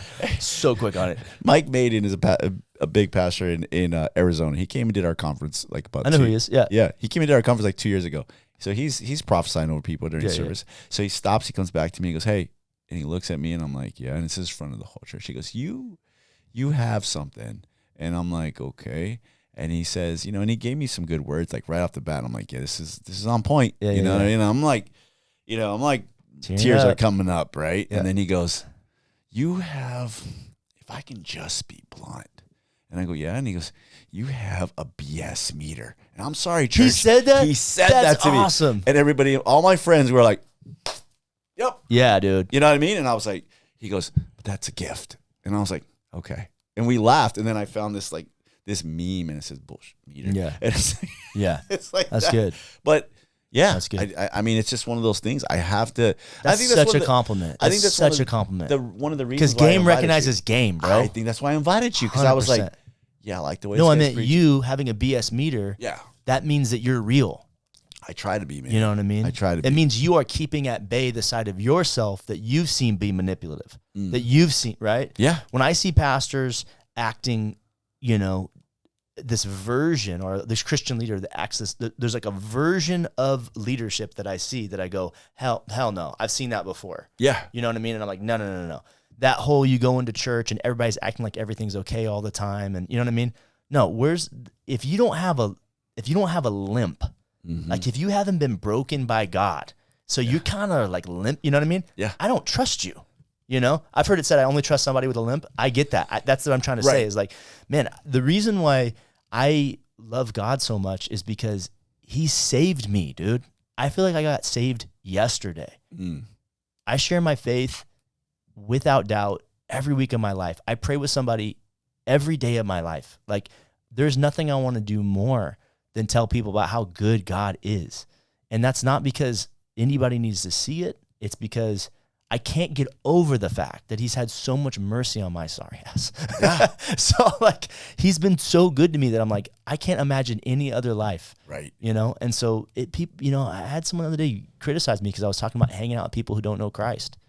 And I'm just like, you have to have both. You gotta have both. Or you won't have a BS meter. Yeah. You won't be, you'll become a version of Christendom that is not, I guess not just not relatable, but can't relate to them, And so, yeah, I mean, I love what you're saying. I think what you're saying is a testimony of your maturity that you've. It took a long time, man. I mean, there's, I'm sure there's plenty of people that listen to this podcast that know me and know the old Dave, and just say no, he's just a jerk. But I'm just like, I'm sorry. That was the old day. I had pride, I had hurt. There was a lot of things going on. And so, you grow up, you mature, you try your best, and you keep moving forward. I mean, that's all I can do. Yeah, but when you find somebody who's real, like that's a real one right there. Yeah, like that's just the best. We need more of those in the body of Christ. I think so. We do because we want to present the best version of ourselves. We feel bad about who we were, and sometimes we don't like ourselves inside. And we're all in this journey. And so, what do? We project. And we try to like, hey, brother, hey, sister, glory to God. Like you just. God is good. You just become this like, and it's like, no, actually, me and my wife took 2 separate cars to church because we were fighting so bad, right? I had this worship leader come to me the other day. He goes, what do I do, pastor, when I'm fighting with my wife on the way to church and I'm supposed to lead worship right after? And I just looked at him and I said, take 2 cars to church. And I walked away like, this is going to happen the rest of your life. I'm sorry. Right. I don't want to tell you. My wife and I fight every week, and we have been taking 2 cars to church for 20 years, bro, because the devil is a liar, and he's trying to mess up the day. I love the realness, man. I was talking to, telling the guy this story. When we moved here, we were still going to a church far away. We were helping an old friend in their church, and then I told my wife, I was like, it's tough driving. I was like, I want to find something. Let's find somewhere in the neighborhood. There was a great startup church. They have a great church right down the street, man. Good people. I have a few friends still go there. But there was a guy, right? And so they, you're new to the church, and I've been around, but I'm not telling anybody like I've been around. Yeah. I'm just like, hey, let's go try this church. And we tried a couple churches and went to one big church in the area, and nobody said hi to us for like 3 weeks. I'm like, whoa, that's crazy.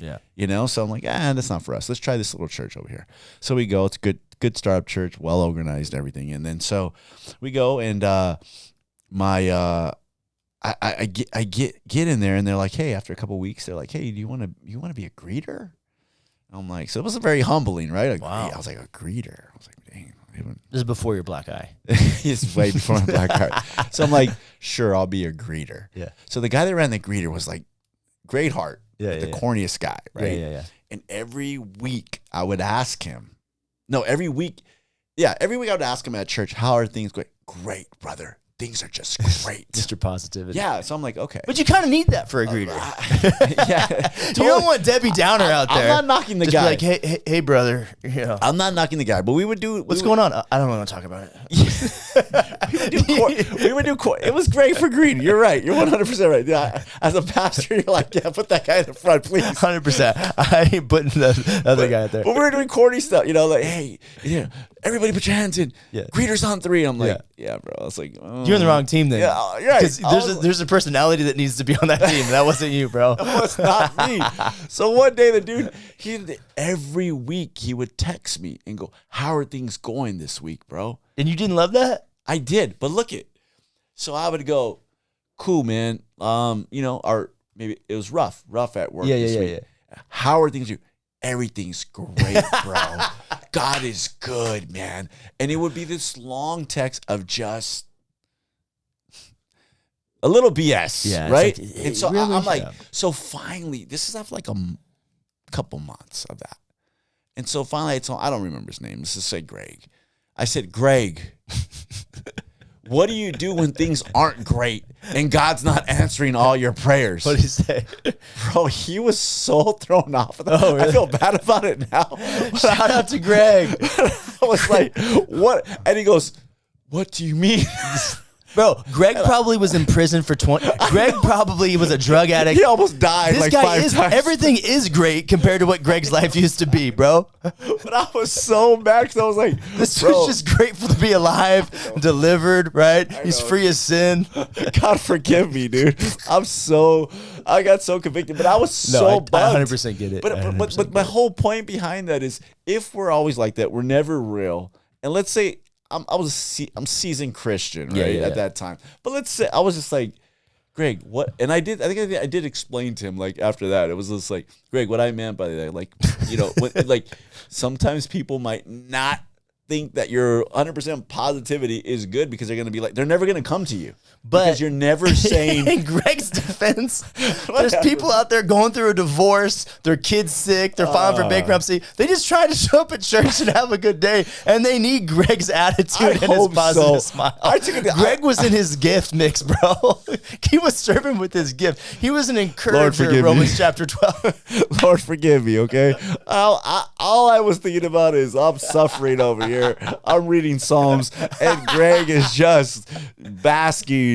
And, But you detected maybe that it wasn't 100% great, and he was just kind of fronting. I get it. Yeah, and that's what I meant by that. I was like, bro, I said, Greg, man, what if things are not right? And I think it threw him off. And I was like, I'm not saying anything bad. You're a great guy. Yeah. I wanted some realness. That's all I wanted. And I think it probably sent that text on maybe a week that I was having a rough day. I'm like, dude, stop texting me, dude. Because it's like every week you tell me the same thing. It's the same Christianese. But also, you might have been looking, I mean, I'm not saying this, but sometimes I'm looking for a two-way street. Yes. Right? So I'm saying I could be better. I'm dealing with the same thing that I've been dealing with. Because the closer we come to God, the more, the more we realize where we're at ourselves. Right. I'm still struggling with this, and I really wish I wasn't like this, and I shouldn't have said that to my wife, and you know what I mean? And I'm insecure about this, and so you're more in touch with the parts of you that aren't like Christ. The closer you get to God, the more you realize, oh, I'm farther than I thought. and in my defense, I want to build some rapport with the guy, right? Right. How do you build iron sharpens iron? You're going through something, I'm going through. Let's try to, just like your Bible study. We got something common ground. It's not the best common ground, but maybe we can help each other through that. And maybe Greg wasn't a two-way street. Yeah, it was just one It's way. hard to get past that facade. It's just a one-way highway to heaven. That's all it was. Shout out to Shout Greg. out to Craig, man. God Bro, bless so that dude. you're a great communicator. You've followed the Lord a long time. How come you never started a church? 100% why I never started church, because Yeah. I've seen a lot of churches and I've seen a lot of things. And my wife was a pastor's kid, and it was rough. Gotcha. And so, I think for a long time I thought I had to be a pastor to be somebody, and then I really started to examine my dad's life and the impact he made as a discipler, as just a Bible study preach, guy. bro. Yeah, dude. You know what I mean? And just doing what's right. Good, dude. And I said, I'm okay with that. Yeah. My pastor has me preach. I preach, and we do a marriage class, and Sick. we go to churches and stuff. It's cool, but I don't advertise myself. Or if you've got to put on your heart, great, come on. But I just never. My wife will not. She just is like, yeah, I'm cool with being in the background. I'm cool with ministering to women. I'm one-on-one, and if they need help in the marriage, call me. I'm here for you. She always says I'm more in the front. So we just been good with that. I've never. When I got over that, I think of thinking I had to be a pastor to be somebody. I was comfortable in that. Nice. And then I never felt like, it came from a fellowship where it was like, win, build, send, and Win, build, send. Yeah. That's a dope mission statement. Win the loss, build them up, send them out. I could get behind that mission statement. That's a freaking army, bro. Yeah. It's sick. I mean, that's biblical. It is. Yeah. But I think it's win, build, and like release them to whatever God's called them to do. What, were they in a cage? You know what I mean? Whatever God's called them to do. That's more of a thing that you kind of should say, because not everybody's called. To Sending have a them church. into their God-given assignment, dude. We need doctors who are Christians, who are doctors. We need teachers who are Christians, right? Yeah. In these different domains. We need actors in the industry. We need MMA fighters, bro. Brian Ortega, dude. I saw him on your podcast. I watched part of it. I actually got to hang out with him the other day. What an awesome guy, bro. Yeah, we cool talked for dude. hours. We have a mutual friend, and we were hanging out at this event that I was speaking at, and I was just like, just hearing his whole story. Talk about a real one. Yeah. And I'm praying for him when he fights, because I'm like, what happens if he loses? And then he's the same person. He's really a transformed person. Yeah. That's so cool that you had him on the podcast. Yeah. Jalen Turner came through. We need people in these different domains is what I'm saying. And when we say win, build, send, I would say we're sending them into their God-given assignment. And I think a lot of guys, kind of bringing back to what we were talking about 30 minutes ago, a lot of guys don't know that God-given assignment. And for them, maybe being a dad isn't enough. For some guys, it becomes everything to them. Maybe being a husband isn't enough. You know, it should be up there, but there is a God-given assignment on everybody's life. We're going to stand before God, me and you, and answer for the assignment. Yeah. Like God had a plan. We were supposed to play a role in this plan. Right. So I think helping guys discover that happens when they become mentors. They're making disciples. They're doing kind of what you're describing here. It's like, you don't have to be the pastor of a church, but you do need a group of guys that have said, oh, Dave, I see your life. I see the way you're married. I see the way you're single, and that demands an explanation. I want to come under your wing. I'm going to do this thing for 6 weeks, and I'm going to teach you how to read the Bible 1 chapter a day. Like, just simple stuff, and be real. And I think in my experience the last 20 years, that strategy's never changed. Yeah. That's where the magic happens. That's how I came to Christ. Right. And that's how I think so many people get activated. Yeah. That's been my thing, and I'm fine with that. The podcast, small groups, in the Jiu Jitsu gym, with the guys that I know, the artists that I know. Yeah. All this stuff. I think that's with work every day. I'm in construction. Yeah. These guys are rough. Yeah. And I love them. Yeah. But I get to let my light shine every day. Hey, Heck can you pray for me, Dave? Can you do this? Yeah. God has a plan, dude. Let's pray right now. Boom. And it's just like, and I'm good with that. That's where I feel like, I don't know. I feel like most empowered by God doing those things. Now, if he calls me and says, Well, "Hey, you're an example of what I wish here's the so church. many men would go through. Would just I wish. What is the secret to this? How did you get to this level of confidence? Whatever has made you this confident is my prayer for every guy in my life. Like, hey, you were made for a purpose. God does not create anything with purpose. What is keeping you from discovering that? God wants to show it to you. right, So why hasn't it clicked for you yet? Yeah. You know, why have you not realized what he's made you for yet? right." And you seem like you're just settled in it, like you're influential and you got it. In some areas, there's You're some not in area, full-time ministry. No, there's some areas where I do. You know, I'm like, I was talking to my pastor the other day, and I was like, "Hey, man, we had a little discussion, you know," and I brought up a conversation we had, and he was kind of questioning me during this conversation with another brother. Like, he kind of goes, "Hey, how come you're being quiet?" And I was like, "Oh, I'm just listening."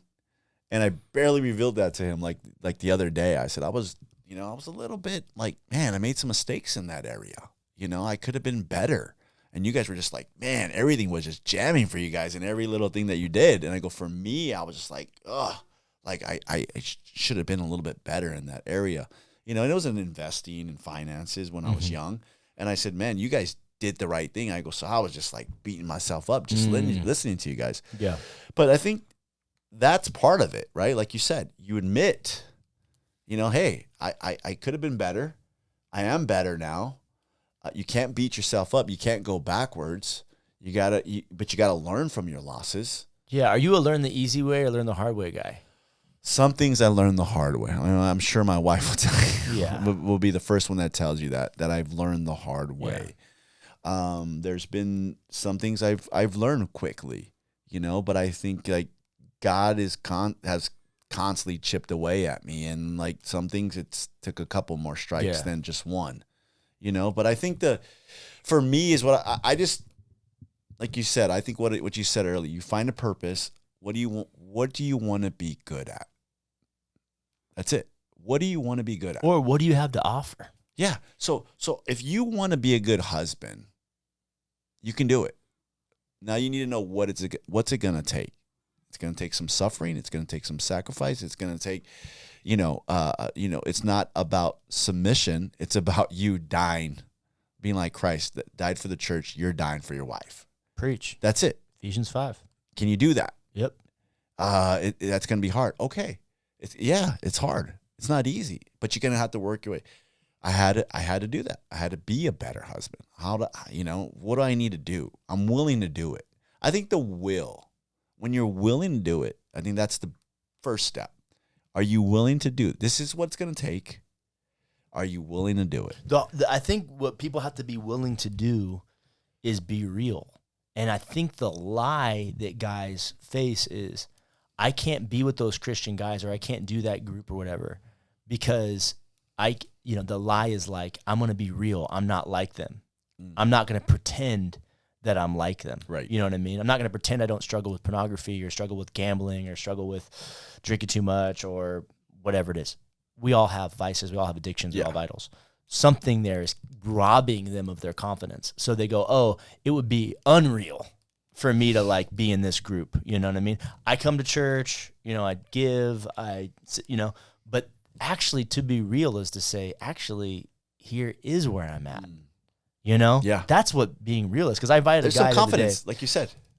I had a guy who, he came to me, and he's like, I train with him, and he's like, man, he got married, and he's drinking too much, and he's like, what do I do? And I'm like, well, I can show you how to, what I read in the Bible. He's like trying to ask me how to do everything, and he's trying to get me, Dave, to do something outside of the system, which is what I always find. Like, oh, just tell me the thing that I can do. I'm like, you have to have people around. Like, you can't. You're trying to make something other than what I know works. And what I know works is you go to church, you surrender to a higher power who is Jesus. He puts his Holy Spirit in you. Yeah. He forgives you, and then he transforms you, and you have a spiritual family around you, bringing the best version of you out. That's the only system that I know that works. Right. But if you just think you can podcast your way into a changed life, or, and so he gets so bad that he finally joins one of my groups. I have this thing on Monday where I have 50 guys on Zoom, and then we break into groups, right? And I have a book called The Man Code, so we call it Man Code Monday. So we jump on this thing, we're going through the Man Code, and when he heard one of the other guys be real about what was going on in his life, because it was for him, it was too much. And the guy's like, yeah, my wife had an affair and now and he's like kind of explaining it. He did not, he was out. Oh. This is a friend, bro, who trains jiu-jitsu. He's 200 something pounds. He's a machine. But when he heard another guy be that real, it scared him off. Wow. Is that not crazy? It's crazy. And he told me later, he goes, I can't bring that level of real, I can't bring that version of myself to anywhere, is what he said. He's like, and so I knew that continuing with that would be a disservice to everybody because I was never going to be that guy. Wow. And I'm like, dude, there are so many layers to what you just said. Yeah. Yeah.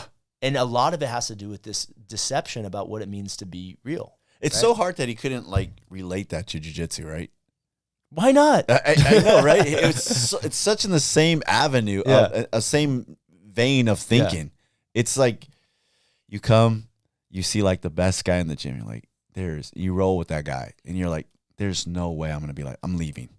Yeah. And you're like, and everybody's like, no, don't leave. Just be the best that you can be. Yeah. But that guy who had been coming to church for 2 weeks and found his way into my group, and he was like struggling and he was just crying out for help. Yes. And it scared him off. So this guy comes to me and he's like, yeah, I haven't drank in 3 weeks. And I want to say, man, you're doing a great job. But what I really want to say is, it doesn't matter. It's just a matter of time. Like, you know what I mean? You have nobody helping you. You think you're just going to pull yourself up by your bootstraps, fix your marriage on your own, fix your addiction on your own without any help from God, without anybody around you to help you. Dude, if you could have fixed yourself, you would have done this by now. Like if you could save yourself, you would have done this by now, you know? Right. In the words of Dr. Phil, how's that working for you? I'm glad you got 21 days clean, but you're going to be on your boat with your friends next week and they're all going to be drinking and you're just going to have no support group and you're just Summer's coming. You're just going to raw dog it. You're just going to just become sober. Like, get out of here, dude. Yeah. Nobody, that's not how a transformed life happens. So yeah, I just, my heart breaks for these guys, but I think what we're talking about is pretty key. You have a confidence about you, maybe because you've just gone through some stuff. I don't know. There's been a lot. There's been a lot of stuff. I mean, there's been, church hurt. There's been, there's a lot of stuff. I don't even get into it because I realize now, like, I was talking to a friend the other day and we were talking about, like, how do you get big podcasting, right? And so there's only two ways: you be controversial or you talk about the church. You know what I mean? You I saw some guys that I used to know and they're dissecting this pastor's sermon, and it's like, and they had a lot of views, and I'm like, that's not me. Like, why would anybody put their energy toward that? I don't know. I won't even watch stuff like that. Right. I'm like, this is stupid. People send me stuff all the time. I'm like, I'm not going to watch this. So I kind of just, hey, have you seen the new Hillsong documentary? I'm not going to watch that. What are you talking about? Yeah. I'm not in the vein of like, it's unfruitful, I always say. Yeah. They're like, oh, you're not going to break that down. No, there's some things in politics, or there's certain things that I'll kind of break down on the podcast, but I'm like, but tearing down the church is like, it's not for me. You know what I mean? Heck, it's not what I'm called to do. If you feel you're called to call out this pastor and this ministry, then so be it. You know what I mean? But for me, it's not my thing. So I think that confidence is what you're talking about, is just like, I'm okay with who I am now. It took a long time to get there. There's a lot there. I highlight the things I'm good at. I think I'm a great husband. I think I'm a great father. I'm a great provider. Is there some things that I could have been better in earlier? Sure. Is there things I still have to work on? A lot of things. Am I way more humble? Yeah. Does jiu-jitsu have a lot to do with that? Probably. Getting your butt kicked for a long time will humble you and realize, like, yeah, you're not that guy. Sorry. Sorry, you're not that guy. Yeah, you're not that guy. You're not that guy, bro. And I'm like, and it's funny because you probably run into this. When people meet you, they think, oh, he thinks he's that guy. And you're like, I'm the most coolest dude. Like, I'm just chill. Like, no, I think here's the thing. When I find myself being judgmental with somebody else, I've learned that it's because I'm seeing something in them that I hate about myself. So I can spot it. Yeah. Right? So my insecurity comes around in those times. So the closer I get to be like Jesus, the more gracious I am with people, not the more judgy I am with people. Yeah. Right? Yeah. So especially people who aren't Christians, I don't judge them. They don't live by the same standard as I live. They don't have the same father, for crying out loud. You be you, Yeah. But other Christians, I found that I can find things and I can accidentally start judging them because really, I'm like, oh, I struggle with that same thing. And I wish, you know what I mean? It makes me, and I found that the more judgy somebody is and the more critical somebody is, I have learned, Dave, to run the other way. Yeah. Because I'm like, oh, that's because they've got secret sin or they're being phony. Because when we're like Christ, we're gracious. Yeah. So people who dissect podcasts or who criticize the church, I don't want none of that, dude. Yeah. I don't want none of that energy in my life. I don't either. I think people, what I was going back to, what I was alluding to is when people assume who you are, right? I like guns. I like Jiu Jitsu. Yeah. I like watching fights. I like all this, being in shape. Yeah. So when other strangling people until they tap out and say, "Don't kill me." Right. But I think other men that are not into those things think I think they have to be this to be manly. And a lot of times I'm just like, no, man. Is that what you meant with the book with the different versions of manhood? Yeah, because I think that they think it's one way. I don't think that. I think there's a standard, a discipline, a confidence that comes with that. But I'm very. There's a guy at my church that built me this table. He leads worship. He's not into jiu-jitsu or anything like that. Great guy, right? His name's Bryn. I respect that guy. Dude, he works with wood, bro? He's a woodworker guy? Yes. He freaking builds manly, bro. He builds stuff. But the thing that I always tell him and I always chip out, I've been in that church 4 years now. He's never missed a Sunday of worship. Not one time. And I'm like, dude. And I've missed church plenty of times. And I'm like, I have respect for that dude. Like, he shows up and gives it his all. I have a lot of respect for guys who don't miss church. Right. Because what they're saying is this week belongs to God. Yeah. And I'm starting off the first day of my week with him. And I'm giving this week to him. People who don't miss church, I have found that dedication. I'm not legalistic. In any means. I'm just saying what you are saying to the rhythms and the patterns of your life is that God is first. Yeah. And that is so admirable. And so we're different forms of manhood. So it's discipline. Yeah. Yeah. But I'm like, that guy's legit. Yeah. He has things that I want. Yeah. He does things that I like. Yeah. Like I respect that guy. Yeah. On the outside, people are thinking Dave just thinks that everybody has to like what he likes. And I have to tell him a lot of times, no, dude, if you're a good father, I respect you. If you're a good husband, I respect you. If you're faithful to this church and give, I respect you. If you're faithful to God, 100%, I respect you. I mean, that's the versions of manhood I'm talking about. Yeah. I think sometimes you get into what we do, and it's like me and you are like, yeah, we get each other right away. And I think some other guys get a little bit like, oh, I can't fit in with that group. And I'm like, we got a bond because of the jits, bro. But I'm like, hey. Some guys have bonds over cars. Exactly. I don't know how to work on cars. Me neither. Some guys have bond. I don't know how to play basketball really well. My son's 15 and he's turning 15 and he just freaking balls me up. It's so embarrassing. And I don't have a chance against him. Yeah.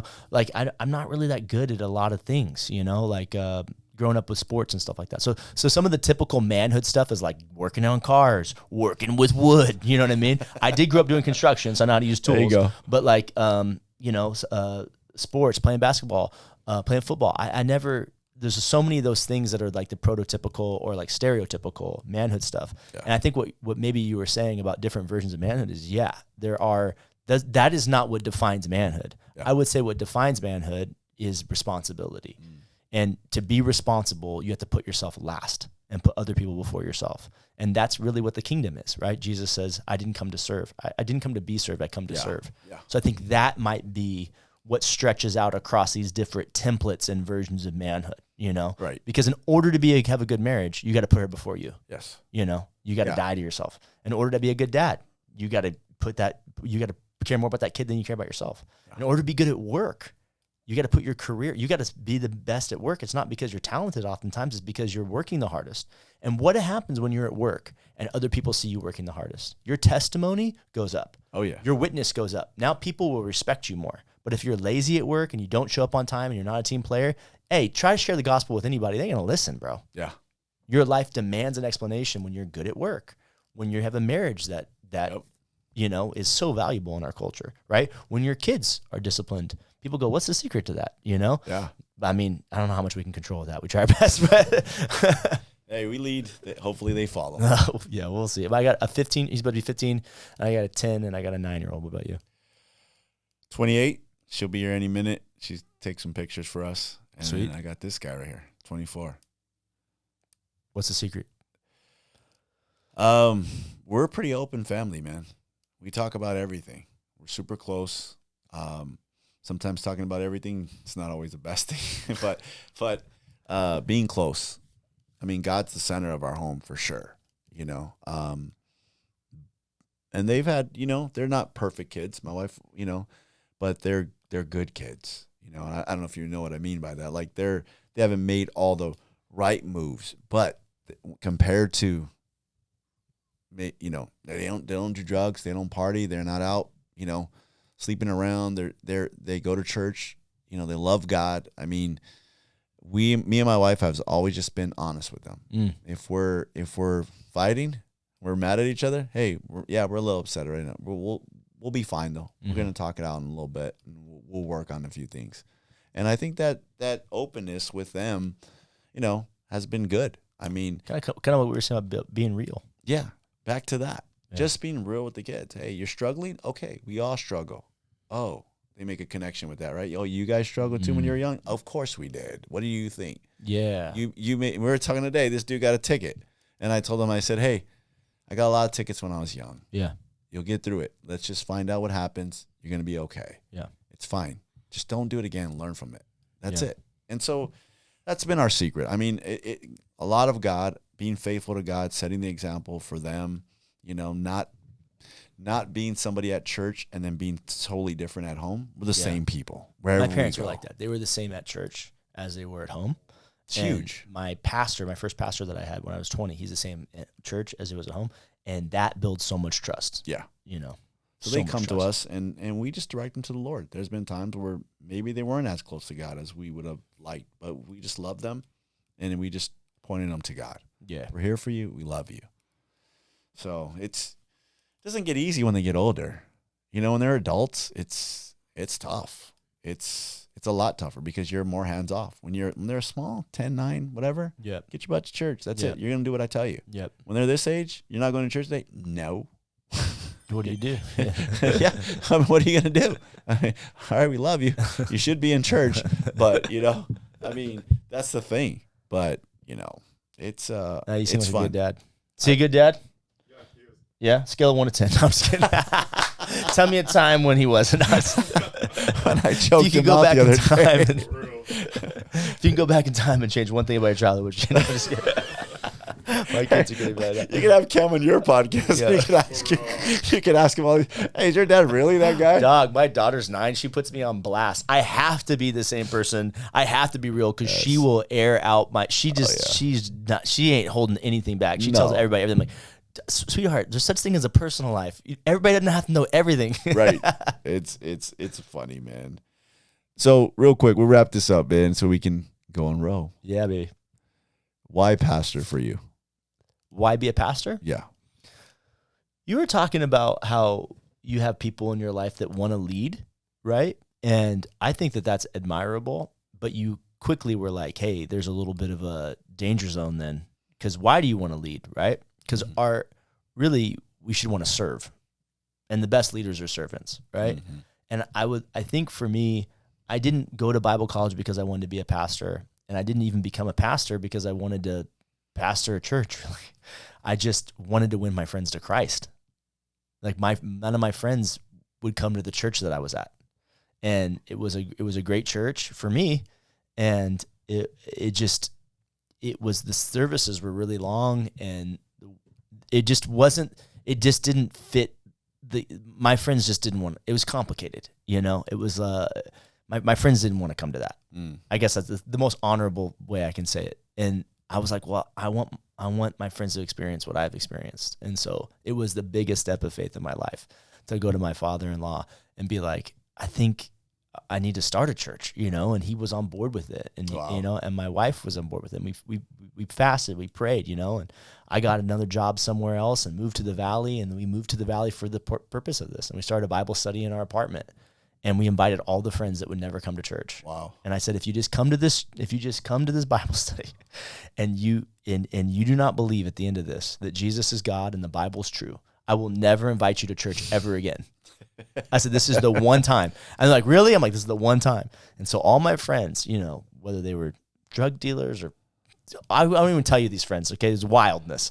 They came and we had a Sunday night dinner, and that was the beginning of the end. That's all they needed. They just needed a space to be real. Wow. And we wound up leading all of them to Christ, and we baptized them in an apartment pool and in my friend's pool, and we started switching homes and hosting dinners and doing it at Sunday nights. And the whole reason why we have a church was because we wanted to win our friends to Christ. And then we went into a laundromat, and we just paid for everybody's laundry for an hour for free, no strings attached. Didn't tell people that we were from a church, or Christians. I told people, don't tell people you're Christians. Don't tell people are going to think there's an agenda. Don't do that. We're just loving our neighbor. I'm just training them how to love their neighbor.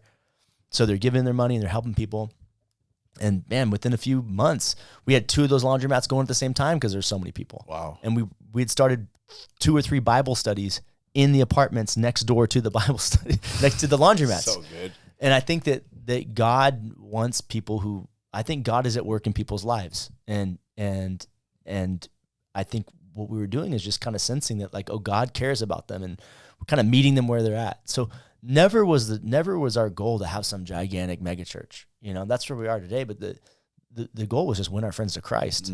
You know, and that's still what we do. Yeah. You know, in the last year, we've led probably almost 4,000 people to Jesus for the first time, baptized almost 600 people. Wow. You know, it's like, because we do the same thing. I get up there every Sunday, and I'm like, whether you're a Christian or not, we're glad you're here. That's what I say. God loves you just as much as the person sitting next to you. Maybe you're here because you are exploring this whole Jesus thing, but, like, you know, and I just keep it short. We do 20 minutes of music, and I preach for 30 minutes. We're out of there in less than an hour. But man, every week, Dave, like, hundreds of people are coming to know Jesus for the first time, because I'm like, here's the deal. You're a sinner. Yeah. And you need someone to save you. And the world's been telling you that you can fix yourself and that you can save yourself. And I'm here to tell you, you're screwed without God. And that's why you're here, because you know that, you know, and you've been holding your heart back from God. But if you'll admit that you need a savior and give your life to Jesus, he will take you, and he will forgive you, and he'll fill you with the Holy Spirit, and he'll unleash you into a new life. But you have to have the humility. You have to be able to say, Jesus, will you save me? And Jesus says he's the way, the truth, and the life. Nobody comes to the Father except through him. So if you would cry out to him today and do that, and you've never done that before, and we do that every week, every service, and we have never had a service in 15 years where somebody hasn't given their life to Jesus. Wow. I mean, every single service, Amazing. People raise their hand. And here's what I know. I know that God honors those prayers. You know, God, send me the broken people to the church. Send the perverts. Send the hurting. Send the ones going through a divorce or whatever to Freedom Church. And he does. And then we try our best, dude, to disciple them. So church is kind of like I never wanted to be a pastor, but it makes sense. You put a spiritual family around people, and their life will change, you know, but you have to train the leaders and help them, like what we talked about. We have to have mentors and big brothers and big sisters in the family. But an answer to your question, why become a pastor? Sorry, that was a long answer. The answer is because I wanted my friends to know Jesus. Right. And I still save seats for him every single week. And I go to the worship team and I go, you guys better freaking nail it, dude. My friend's here today. You know? And I tell them every single week, hey, so-and-so's here and so-and-so's here. You know? That's so cool, though. Better do good, man. Because, I love what you said at the beginning of that about leader. Do you want to be a leader or do you want to serve? Yeah. I mean, that'll tell you right off the bat. Do you want to lead or do you want to serve? Yeah. Because it's all about service. Yeah. And that's where the true heart of leadership's at, serving. Yeah. First one in, last one to leave. I love that, man. Yeah. Good stuff. What a fun time. I know we can talk all day, but we got to go row. Let's do it. I appreciate you, man. Thanks for having me. We do one last thing here. What's that? Me and Camo do this thing called the Furious 5. Okay. And we ask you 5 furious questions. To music. Yeah, to a little beat, you know? Got my questions on here. Bro. Question number 1 on the Street Gospel Furious 5 for Pastor Justice Coleman. If you weren't a pastor, what would you be doing? Career-wise. If I was not a pastor, I would be in some sort of marketing, advertising career. Advertising. You Yeah. like that? Yeah. I'm gonna go look at your church Instagram page and see how the marketing's going on there, bro. Yeah, I think that that's the gift that I have that is very similar to evangelism. I love it. I mean, that's what caught my that's what caught my eye. You know, my wife goes, check out this guy. I'm like, yeah, it looks cool, man. This is some good stuff. I need to have this guy on here. So I agree with that one. Cool. Marketing. Yep. All right, man. That's what I did before I was a pastor. Really? Yeah. Okay. You had the sign with the arrow, and you're like in the corner, like shaking it? Yeah. I would flip it around. I would catch it, go between my leg. Hey, that's marketing, It's like, dude. car wash. Let's go. That's OG marketing right there. Question number 2 on the Street Gospel Furious 5. One mistake you could take back. Man, one mistake I could take back. The other day, I had a bad attitude. This is 2 years ago. And, The other day, 2 years ago. I have a bad attitude. I'm constantly asking people for forgiveness, but I lost a jiu-jitsu competition and I was joking. And I took my silver medal and I threw it in the trash can as a joke. Okay. And I put it online and people thought I was serious. And they ripped me apart. And I had to say, I was just kidding. I guess when I think about it, that's not how Jesus would have acted if he lost it. You know what I mean? So like, as much as I was kidding, there's still a little bit of truth in there. You know? So fast forward a couple weeks ago, this guy tells me, hey, I was trying to get my brother to go to church, but he says he competes with you and you threw your silver medal away. And so I'm not going to come to church because I don't want to go to church where that guy's a pastor. Oh, snap, dude. I was like, dang, man, there's consequences. There was just a huge video that went viral where a guy won and he was like second or third place, and he went back to the table and he put the medal back. Oh yeah. Did you see that one? Yeah, well, he because he lost. Yeah. And so they were gonna give him the participation trophy. Oh, so the participation. Yeah, so he put it back, which I would totally do the same yeah, thing. yeah. I threw my medals away that I didn't win. Yeah. Yeah, for sure. Okay. Like you automatically get third. Yeah. But there's only 3 guys in your division. Yeah, it's happened to me once. Yeah. So like, this is stupid. So I think that was what I would take back. All right. Question number 3 on the Street Gospel Furious 5. The best part of the San Fernando Valley. Could be anything. Well, it's the people. It's the people. I put it on my city, bro. I love my city. I love that, man. You got to represent, right? Every Where time you're from. every time a church is mentioned in the Bible, it's addressed by the name of the city. So when God looks at your church, he sees your city. So my heart is for the San Fernando Valley. 1.76 million people. I love all of them. I want them all to come to the saving knowledge of Jesus. Let's go.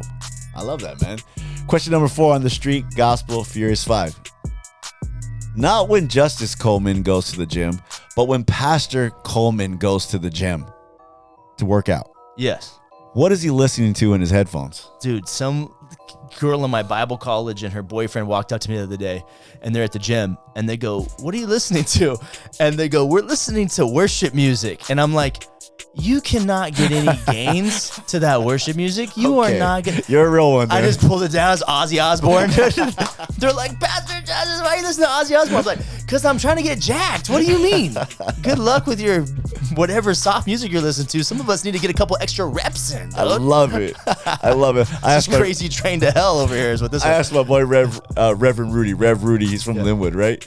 And I said, hey, Rev, you know, he's a hood dude. I said, what do you listen to, bro? So, I listen to the clean version, Tupac. Iconic. I was like, cool, Pastor Rev. I love that. There's some good Christian hip hop I listen to. I listen to KP though. He's great. Yeah. Listen to Annie Mineo. I love a lot of these guys. Yeah, we had Miles Minnick in here, Stephen Malcolm. So there's a lot of good dudes in there. All right. Question number 5 on the Street Gospel Furious 5. If you could roll with anybody, who would you roll with? Pastor Craig Rochelle from Life Church. Oh. He's a blue belt and he's one of the greatest, probably one of the greatest pastors of all time. And he just, man, I would love to roll with that guy. All right. I'd love to train with him. We'd have to do like a super match or something like that. You know what I mean? Well, I mean, he's a blue belt. I mean, so I just love to roll with him, but. Awesome, man. Yeah. Well, I appreciate you coming out, man. Anything you want to shout out, man? Where can people find you? Where can they get you? Well, if for some reason you're watching this incredible podcast and you're kind of exploring faith, trying to figure out if there's a God or if he's made you for a purpose, you don't have a church. Our church is called Freedom Church and it's in Chatsworth. Or if you just have a lot of questions about faith where it's just like, hey, what does God think about me smoking weed? Or can I be gay and be a Christian? Or does God really answer prayers? These kind of things, you can just go to the Uncomplicated Podcast. We take questions every single week and we answer them. And we try to, it's a podcast for people who are feel like maybe faith has been complicated and they're just looking for some straight answers. So Awesome, man. And what about the social media, the gram? Where can they find you at? just my name, at Justice Coleman. All right. Yeah. And the church? Freedom Church, at Freedom Church. All right, man. There it is. All right. We appreciate you coming out, man. Dude, what an awesome Thank time you. I had. I Thanks love for you, having man. me, brother. Awesome. Appreciate you, man. That'll conclude this episode of the Street Gospel Podcast with Pastor Justice Coleman. Check him out. Follow. Go check out him and his wife's podcast. Amazing. We love you guys. We out. Peace. Dude, we had so much fun, bro.